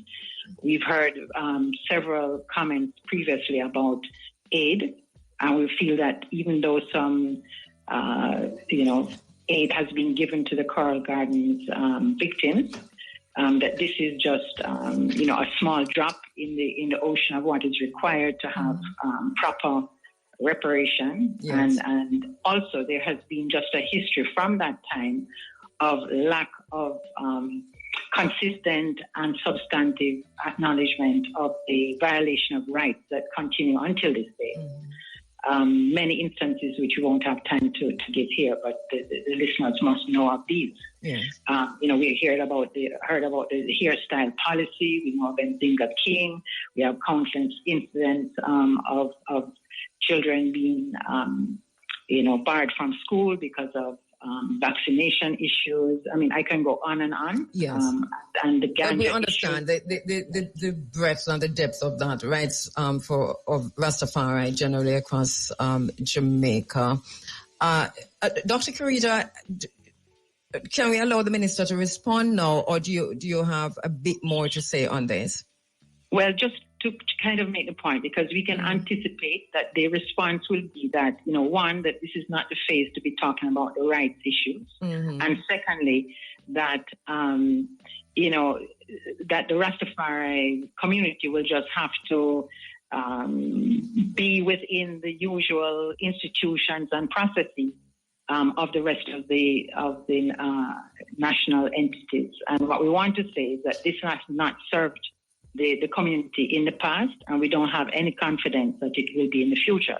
Okay. So the real call in this related to the bill, because the bill does start with, the preservation of Jamaican culture and to the principles of justice, equity, and truth, and to the upholding of the rights of all. This is within the bill.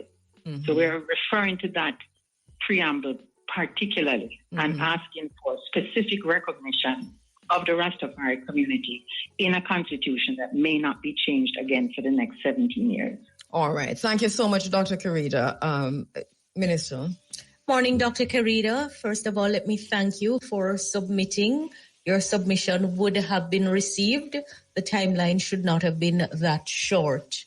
I hear you about the concerns and the fear as to whether there will be another phase. All I can say to you is that it is my hope that putting the bill before the Parliament would be a real demonstration to the people that we are serious this time, that we are prepared to move beyond the talk to implement the things that we agree on. I can assure you that as long as I am here, you and your group will be heard, that we will go through the issues to gain a better understanding. I fully subscribe to our out of many one people motto. It is work in progress. We're nowhere near that. I don't believe wisdom resides in any single place. And I do look forward to reading the submission that you have prepared and made. Thank you so much. The journey of the 100 miles or the 1,000 miles is going to be taken step by step. If we stand still, we'll never make progress. I am aware of many of the issues in the Rastafarian community, and I look forward to formally engaging with you. I dealt with some of the issues earlier in the previous parliament with Coral Gardens when we made progress on the issue, the apology and the establishment of the fund. I assisted with that process behind the scene. There are a lot of things that we need to deal with. Now, the rights issues are so large that we really have to spend some time to deal with them. But I'm really pleased that you have taken the time to respond to the ad, and you've made a submission. Look forward to the engagement. And so the right issues are in phase 2? The right issues are in phase 2. And because, and there's a reason for that, the Charter, Chapter 3, was the most recent amendment to the Constitution and the most up-to-date part of it. But since it was enacted, we have had calls for it to look at it again. We're 10, 11 years down the road. When we signal that we were prepared to look at it, the opposition leader said, well, don't go there yet, because it's the most recently amended section of the Constitution. Again, part of the reason why it is in the next phase. But can I tell you that I'm so looking forward to that phase. All right, let's go. Let's take another call. Greetings. Hello, caller, are you there? Greetings. Yeah, I'm here. Greetings. Yes. Go ahead. Yeah, this is Devon Taylor from JAMAICA'S. Good morning, Dr. Devon Taylor. Are you calling from? I'm not hearing. He's Dr. Devon Taylor from JAMAICA'S. Yes. Do you know JAMAICA'S? He was about to say what it is. Go ahead. Go ahead. Yeah, go ahead, the Devon. Jamaica Beach Birthright Environmental Movement. So, listening to this conversation, and I'm going to segue off rights. So you just mentioned that, rights is in phase 2. But what I'm here to say is that there are several laws on the books, right, that predate the Constitution and are protected under saving clause arrangement. So these laws are colonial, all right? I mean, we're talking about the Beach Control Act of 1956. We're talking about the Obia Act of 1898. Both of these are currently violating our constitutional rights. One on a freedom of religion and one for freedom of discrimination. I don't see why we would be moving forward with a constitutional arrangement while we have laws on our book that are violating our rights, but are protected on a saving clause. If we are truly about empowerment of the Jamaican people and removing the king is empowering the Jamaican people, why keep laws that were made by the king's government in place? Why are we not removing those simultaneously? Right. Okay, so do you have another question or that's it, Devon? So the next question I have is around if we can't, move to all of these in a phase one approach, why not institute a trigger in the system for phase one, phase two, and phase three? Let's say when phase one is passed, within 2 years, phase two would come on stream, or within 2 years, phase three would come on stream. So the people know that these things are definitely coming, and we're not going to wait in perpetuity for phase two and phase three. All right. Thank you, Devon. Minister? Well, not all laws that were passed in the colonial period are bad laws. So, for example, making it a crime to steal from others, that came from the colonial period. That's not a bad law. But he referenced two in particular. I'm just saying that generally. So there are mixed views about Obia in Jamaica. For some, they identify it with certain practices, and others are terrified about it. So again, process is as important as outcome. We have to talk about these things. Like I say, I understand the beach access issue. I am with the people on the beach access issue.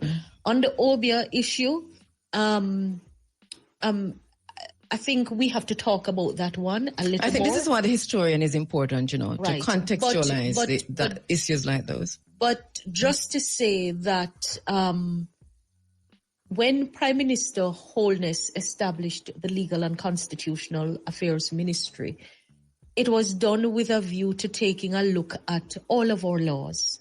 But it's not going to happen overnight. I hear Devon making the suggestion that the phases should be timed to help persons at least give a guarantee that it will happen. All I can say that a Labour Party in government will pursue the phases. I can't speak for another party. Prime Minister Holness's establishment of the Ministry of Legal and Constitutional Affairs was a public demonstration of his administration's seriousness. So bearing that in mind, why not time it? But we're saying that is why we move to put the bill in the parliament, so that while we are taking the steps to educate around it, respond to it, we can then begin the process of the next phase. Right. But it is. So what the listeners need to understand is that our moving ahead with this is a clear demonstration of the seriousness of purpose, so we can get on with it, move the king out of the way, deal with the other changes that must come. Is there a time limit on this? Is there a time that this must be done within? The time is set out in the Constitution itself. So 3 months after tabling, we would debate it.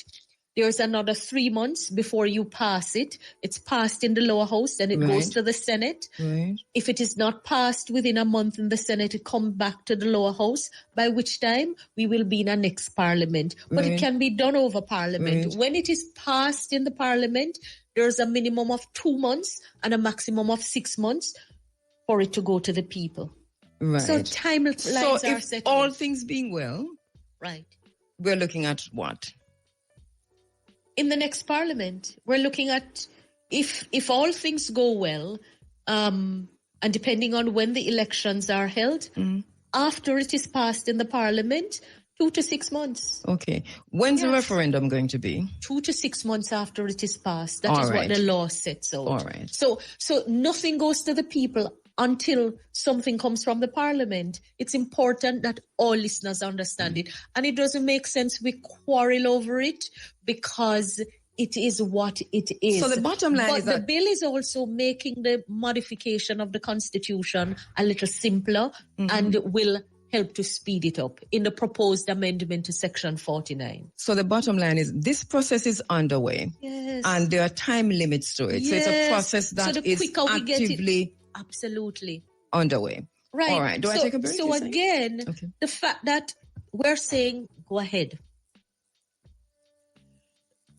All right. Let me take a call. Let me take a quick call. Caller, good morning. Greetings. Greetings. Am I on air? Yes, you're live. You're live. Oh, hi. Stephanie Marley, this is. Yes, Steph. Stephanie Yes. Marley. I'm representing the Marley family this morning. Yes. I have a question and a suggestion on behalf of our people Yes. of Jamaica. Go ahead. Comment first. The town hall provided engagement, and we were happy for that, but it insufficiently and inadequately provided proper education for the average Jamaican to understand even what the Constitution is, and more so their role in the process is not clear. And I'd just like to ask, what are the plans for properly educating the Jamaican people on this whole process and even their role in the referendum? And I'd really beg on behalf of Jamaicans that a timeline for the phases, even a tentative timeline for the phases, be put in place during this phase 1 process. Thank you. All right. Minister, let me just say to our listeners again that Minister Marley Malahoo-Forte is battling a flu while she's taking all the calls. And we really appreciate you coming in. Thank you, Stephanie. Thank Go you. ahead. Totally agree with you. Insufficient education. And unfortunately, we're not going to be able to close the gap, the knowledge gap, in a short time. It will have to become a lifetime experience. I am a strong advocate for a special curriculum in our schools to help our people understand what it means to be a citizen, to help them understand how government run, an expanded curriculum. And I assure you that as long as we are there, it will happen. Again, I can't speak for another side forming government. Thank you for the feedback that it was good engagement. And I take the point of the insufficient education. Right now, the ministry is going into the schools and a lot of things are happening. So we have a situation, this is ongoing now with the schools. Absolutely. Because Professor Shepard and myself, we were talking about that this morning. Ongoing. You see, there is so much being thrown at people right now. Information overload. I heard Professor Shepard almost speaking nostalgically of what the move to independence would have been. We didn't have information communication technology. 10 minutes ago, information can be regarded as stale because so much is being thrown at you every minute to distract you. So we are not going to be able to correct overnight the deficiencies in our education system, but we have begun the process. And I know once hope is ignited, we want it all at once. But again, I say to the people, we have to almost relearn what it means to take a journey, what it means to move, to go through a process, because we want outcome without process. Nature tells us so much about process and outcome. We don't sow and reap the same day.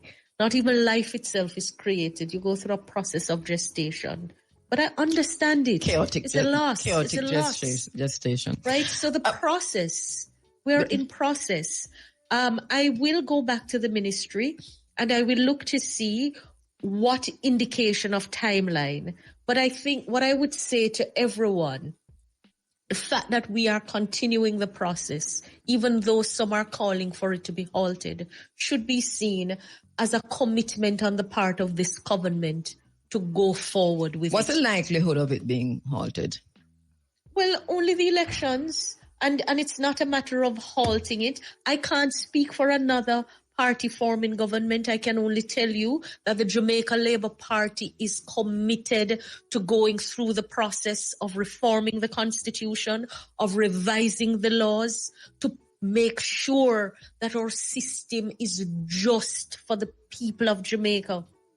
What if That the is what we're opposition doing doesn't to do. return to the table? Because it seems to me as if the contentious it would be most issue. unfortunate. It would be most unfortunate. But the Constitution, in its wisdom, the makers of the Constitution, in their wisdom, including the Right Honourable Norman Manley from the People's National Party, understood that that's a possibility, that government and opposition may not agree. And it so? also provides a process for it, which will require a higher approval threshold from the people. I hope we don't have to get to that, right? I hope that the constructive exercise of leadership will emerge. What if and I know the what ifs, but, let's say the former Prime Minister, P.J. Patterson, takes to the street with placard. Certainly the optics of that would be not so good. All right, let's go to a break. Watching you too is the antithesis of DEI. I may not know. This is C-SPAN quality, he says. Also, like 19th century US 3/5 compromise.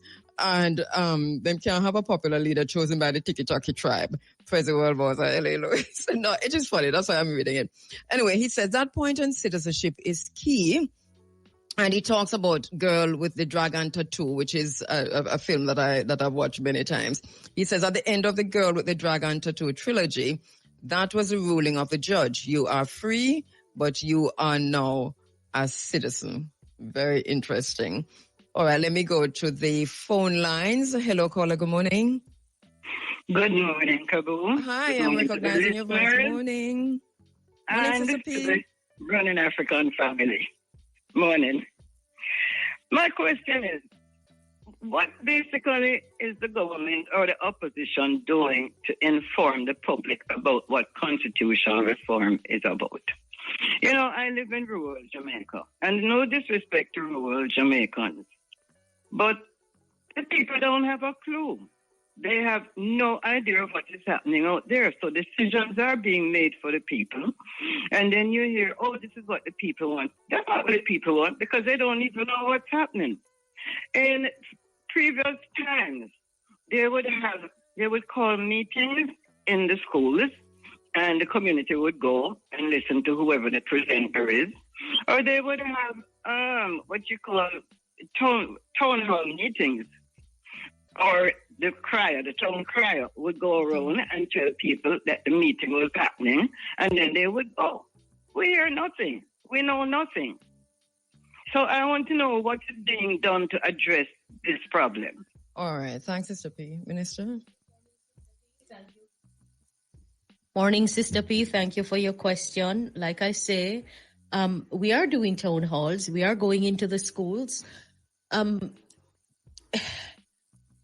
It appears that even in this age of ICT, information, communication, and technology, there is an expectation that we would not utilize the modern platforms. Just about everyone has a smartphone. I mean, we come on radio, we run the ads, we go on the social platform spaces, we use traditional media. We have been having the town halls. It's still not enough. Let me tell you something, Minister. Whole lifetime. It's a whole lifetime. Do you know that? So I take for us in the business, more right? That needs to be done. When, for example, when we're going out, and I used to do a whole lot of stuff here at RFM, the town cry is what we use in the deep rural areas because we understand, we know the convergence of the digital technologies, but we have a bullhorn and we have a town cry. And I think this is what Sister P is saying because she's in Portland and deep rural Portland. Understood. Mm-hmm. We also have recently engaged the assistance of communication professionals. Mm-hmm. We have been listening to the people and we have been making the adjustment. And we have even done the pamphlets and the publication. Yes. Dr. Barnett assisted with a little simplified version of it. We will just have to make more available. Mm-hmm, but the truth is also that there are so many other things attracting the attention of the people. And I take very seriously the feedback that people want to hear more. They want to be more engaged. And we continue to go back to the drawing table to see how we can do it better. the more people hear about it, is the more excited they become. So we know the work is cut out for us. So just bear with and us. for myself too, Bear I with think us. this is important. I was saying to Prof. Shepherd this morning that when I was in high school, I was up and down on the road, and it's a different time, with Jeffrey Mordecai and John Williams. I remember those two names, handing out Constitution. You know, walking from Highgate to Richmond, from Highgate to Fraserwood, from Highgate to Carrinall, just handing out the Constitution. And we were knocking on people's doors and handing out the Constitution, and I didn't even know why. Auntie Kabu. Yes, Marlene. I'm going to lose the Auntie Kabu. Come here, tell me that, I grieve for Jamaica and what has happened for the many years of economic decline. When we got into independence, we were on a path that if we had managed ourselves better, we wouldn't be where we are now. And the years of economic decline meant cuts in programs, meant undoing things or just not doing things that should have been done to take us on the journey at a different pace. All of the excitement. And we have to be so careful that we don't make the same mistakes again. I am happy that we have managed to get to the discipline that was required across administration to deal, painfully as it was, the economic reforms, because it doesn't matter what we want to do. If your program is not sponsored, you can't be on air. If I don't have a means to get here, I can't get to you, right? Because the distance is too far to walk. And even if I were to walk, I would need some sustenance that would require things. So we totally underestimate what has happened to Jamaica and how our potential as a nation, as an independent nation, was stymied by those many decades of economic mismanagement in the affairs of the country. Because if you don't have money, you can't deal with the resources of the schools that you should. You can't deal with the resources of your hospital.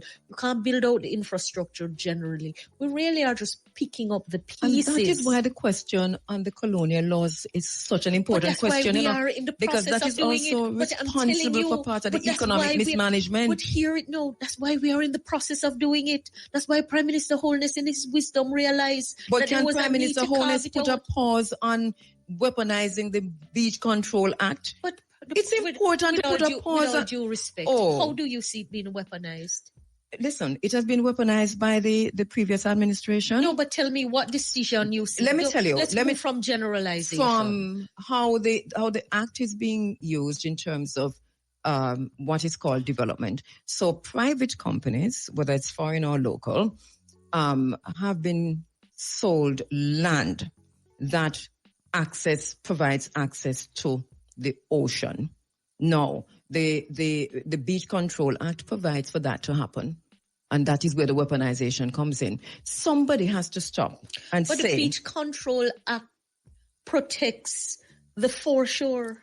It protects the enslaver. It protects the oppressor. It protects the private sector. It protects those who can afford it. It doesn't protect the people.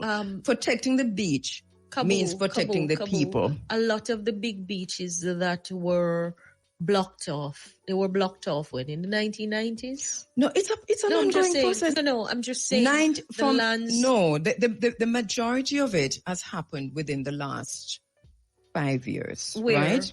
Across Jamaica. Because remember, I'm monitoring this, I'm on this every day. I visit all of them. No, man. So within the last 7 to 5 years, that's not the information that I have. No,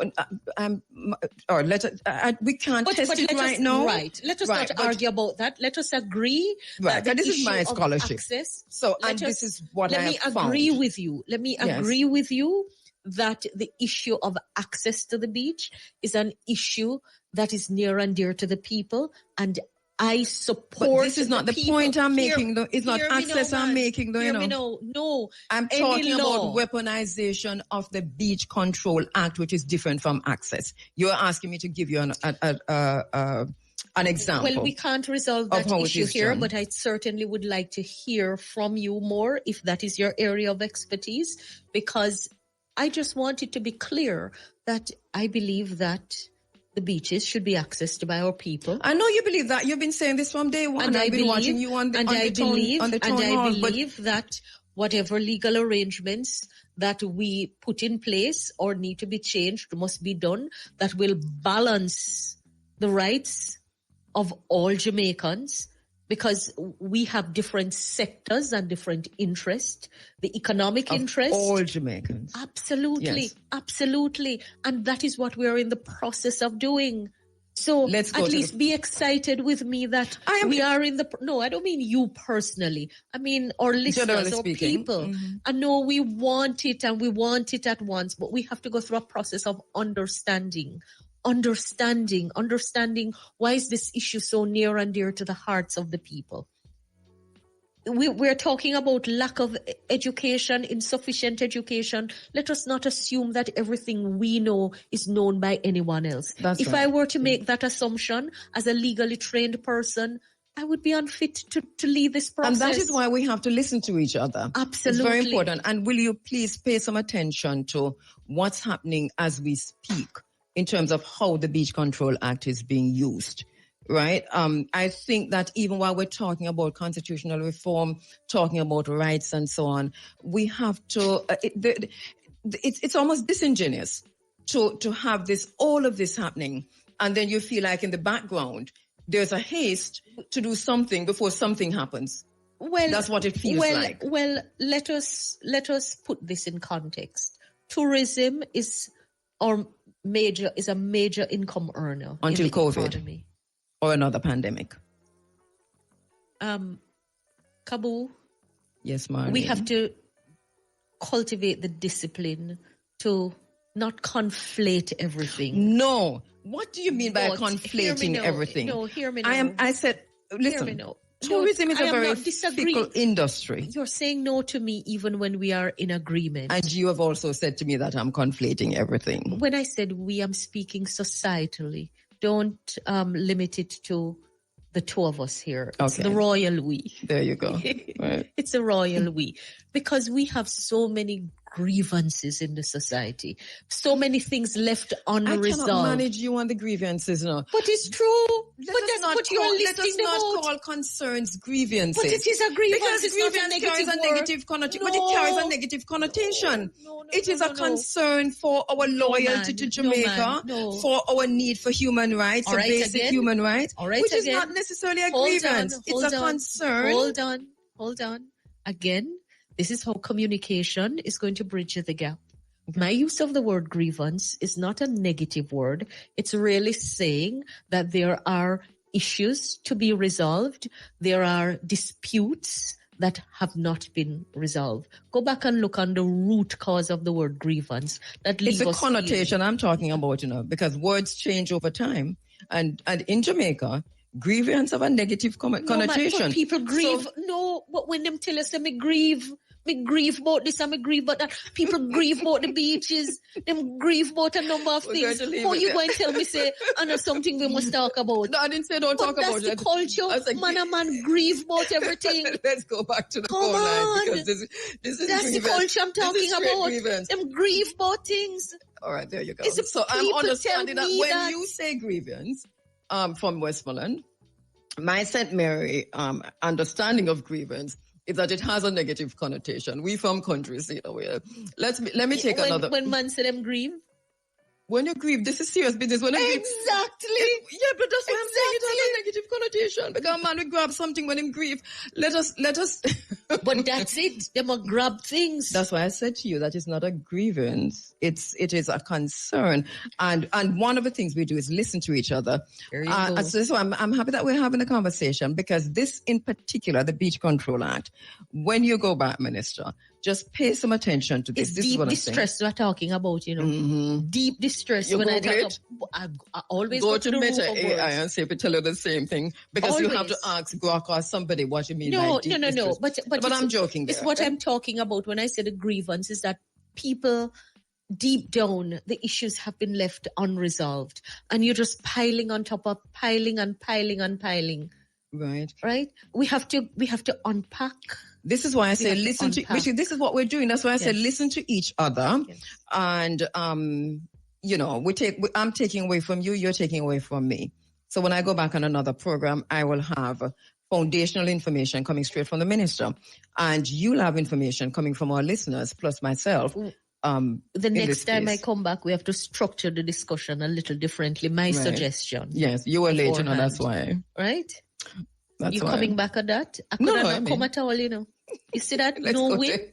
No, but you're right. We structured the discussion a little bit differently when you get back. Sick self to come. Are you going to knock me about it? My apologies. I apologize. Let me go back to the phone lines. Hello, caller. Hello. Hi, greetings. Greetings. Yes, go ahead with your question for... Okay, yes. Raul from the African Liberation Movement. Mm-hmm. Yeah, a referendum at this time provides a quintessential and pivotal platform for genuine changes to the Constitution, given the historical context of its genesis from colonizer to colonized, and even the opportunity to generate a bona fide Jamaican constitution de novo. Is there a risk or a threat of not reaching bipartisan consensus that may be inadvertently sacrificed on the altar of political ego over fear of lingering vestiges of monarchy, for example, ceremonial president, as well as to whom the credit of transformation is adjudicated in the annals of political history? Also, the communication gap and difficulty of communication, as alluded to by the minister, is real, and it is really due to the colossal failure, in my opinion, or could I ask her if she's in agreement, of the education system over the decades. That is one of exclusion of African culture, of things like civics and history from the curriculum. Okay. Education, the system itself? The whole education system has to be overhauled. I think access to different cultures is just now being open to us in a real way. And there is no doubt that we have lost a lot. And so the work before us is a lot, and we have to get on with it. Again, I am about process and outcome.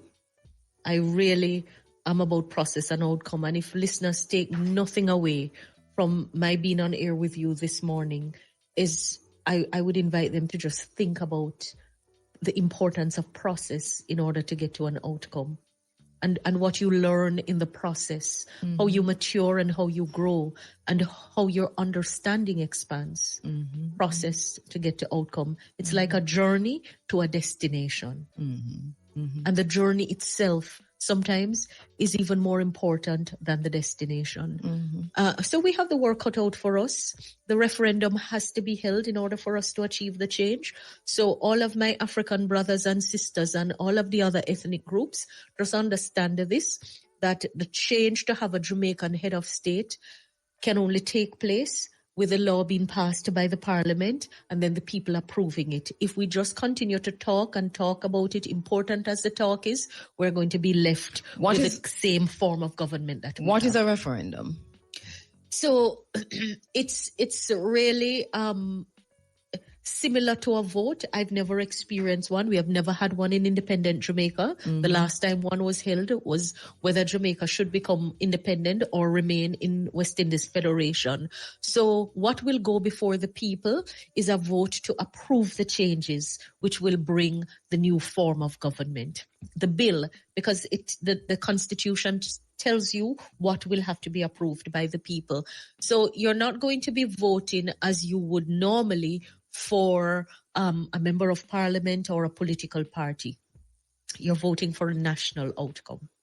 Okay. So is it going to be a situation where this is tied to, do you foresee this happening, the national election, where it becomes a question on the ballot, or it's going to be a separate thing?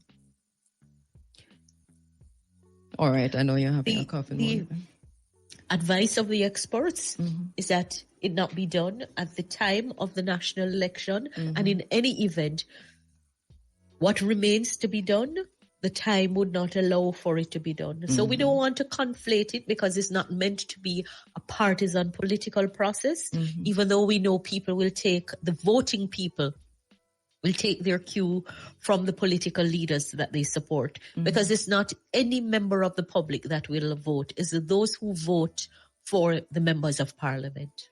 Meaning? Those who are registered to vote. Registered to vote. Yes. So if you're not registered to participate. vote. So, and this is also another campaign that I think that is critical, which is, and I know there's a caller hold, I'm going to go shortly, but let me come back to that. Let me go to the caller, because it is critical in all of this for us to register to vote. Those who never register, you have to register to vote now. Let me go back to the call. Hello, caller.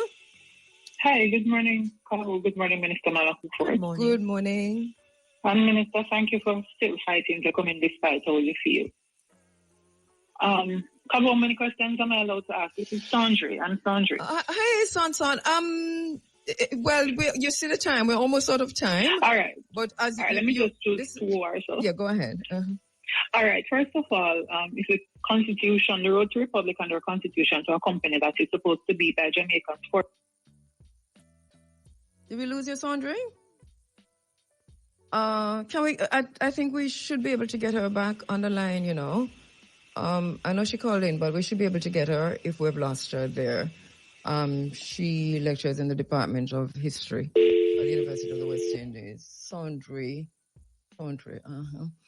Sonia, that was your name that just called just now from the Reparations Commission Center. So. Right, registering to vote, this is critical, isn't it? If you are going to participate in the process, there is that element.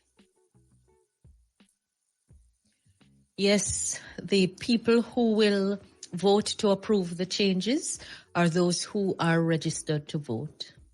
So again, I want to encourage all Jamaicans, once you have achieved voting age of 18, that you register to vote, get on the voters list, enumerate to participate in the process. Do we understand how critical this is, though? Because I do know that so many Jamaicans have not registered. They're not registered to vote. You don't have no voter's ID, you don't register. And if your name on the list, it drop off long time. So here is the thing. We have to register to vote on this. And as I said earlier, this is too critical to pass upon. It is important. This is a very significant moment in our history. This is on us, a fluid time. Right now, there's a whole lot of things I do not care about, I do not agree that we should hold this up because of a CCJ. There are many questions to be answered about the Privy Council and the CCJ. I do not, I have nothing to do with the British monarchy. And so you know where I stand on that. But I honestly believe that this is too critical for us to even try to hold this up. To me, if the vote was tomorrow, I wouldn't be able to vote because I don't register. So I'll go and register Monday. All right, let me go back to the phone lines. And I'm carrying everybody with me, by the way. Let us go register. Remember when we had Follow Me Go Library? This is now Follow Me Go Register to vote because we have to vote on this. Let me take a quick call. Hello? Yes, I'm here, Kabu. Okay, go ahead, yes. Sandri. Yes. All right, so I was saying if the Constitution is going to be by Jamaicans for Jamaicans, why is Richard Albert a member of the CRC? Who is he and why is he a part of the CRC? Who is Richard Albert? Professor Albert is a constitutional professor, constitutional law professor. We need expert advice on a number of things, like anything else. He's also, he has Jamaican roots. There aren't many constitutional experts with connection to the region. And Professor Albert's scholarship is well recognized. You can look up his work. I mean, there were some issues around it. All members of the committee have agreed that he has made a good contribution to the work. And we're grateful. Jamaicans are called upon to serve abroad. We don't want to hear that our people get scoffed at because they may not be identified with a nationality. Many Jamaicans are called upon to assist processes in other Caribbean islands, in other places. And we stand proud and tall when we see that our expertise is being called upon and is making a contribution. So we have Dr. Lloyd Barnett as our local expert, and we wanted someone who can bring a comparative eye to the work. And Professor Albert has made a really good contribution. Why did you ask process. Sandra? Because I don't know who that person is. Why did you ask?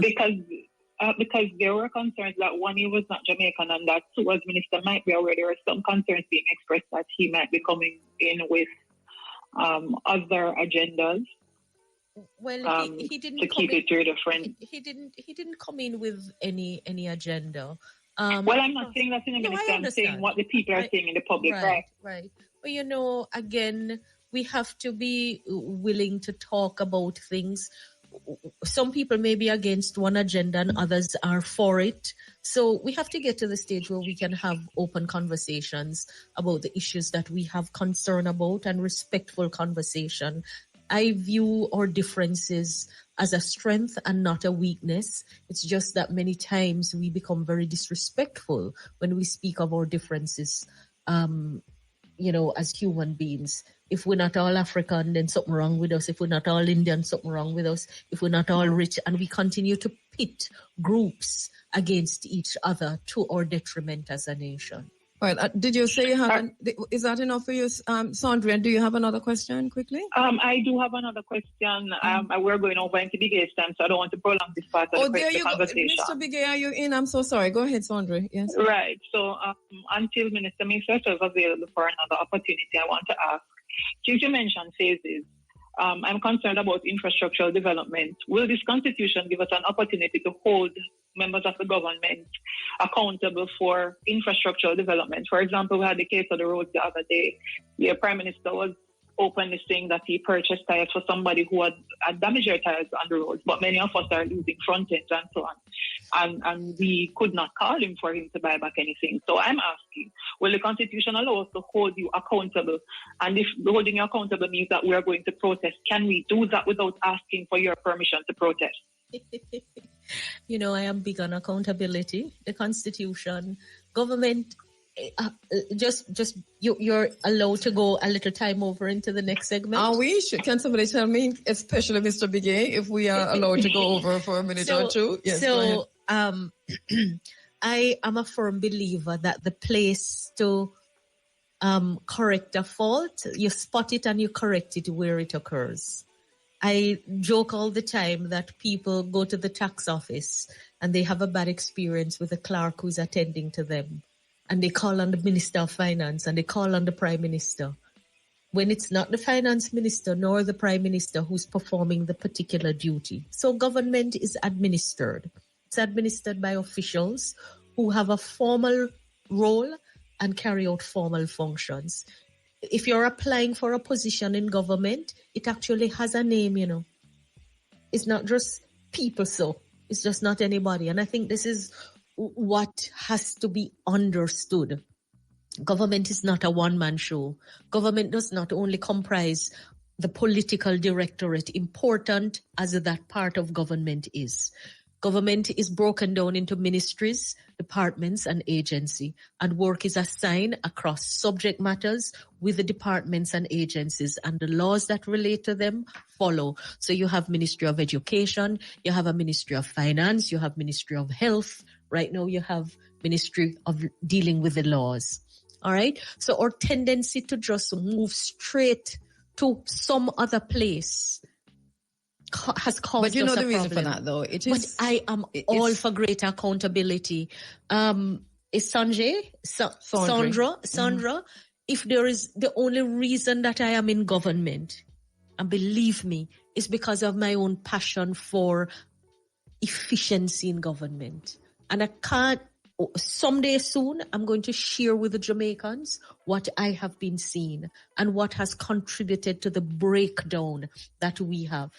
I'll invite you back, and I really do hope that. So yes, it's all about accountability. But there is an engineering standard. Let me tell you something. The years when the country was suffering negative growth, economic mismanagement, the engineering standards were revised down. And we wonder how and why it has set in now. culture takes time to form and take root.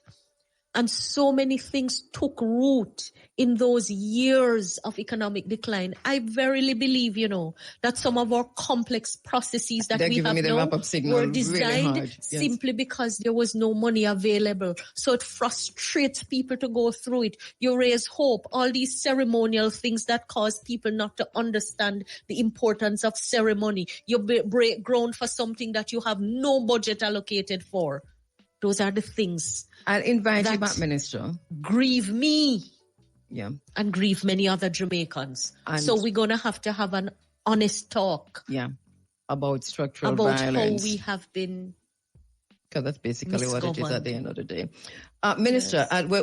We have the wrap-up signal. We do have to go over into the next program. But just quickly, it's been on the news, and we heard it in the last press conference. Just take a minute for me and say, are you planning to move away from your constituency? Because we heard that the constituency is being reviewed for the next election. Are you planning to move away? Are you planning to step away? Good morning to my St. James West Central constituencies who are tuned in. I am the sitting member of Parliament for St. James West Central. There is no vacancy in the seat, and I will be returned as the next member of Parliament. This is how we're saying goodbye for today. Thank you so much for joining us inside of the Africa Forum. This is Running Africa, and thank you so much, Minister. Thank you to the team, to Mr. Wisdom, to Peter Broadbent, to my producer, Shamara Preston, to the general team, to our program director, Clover, to our managing director, Debbie Ann Dewar, to our sales and marketing manager, Nicholas Evans. They all ensured that this happened today. Thank you so much, Shane Unstoppable. Mr. Biggie, are you there, sir?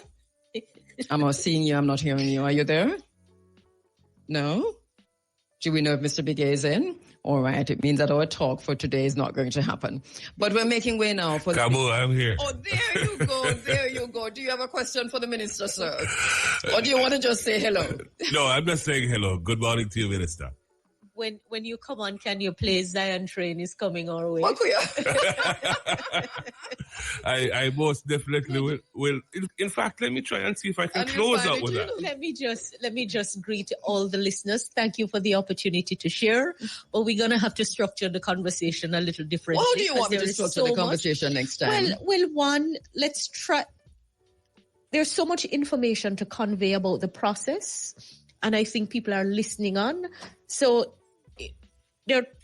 you want to spend some more time on the process? Yes. And we invite you back for that. So we can't be dealing with all of the other many important issues. Yes.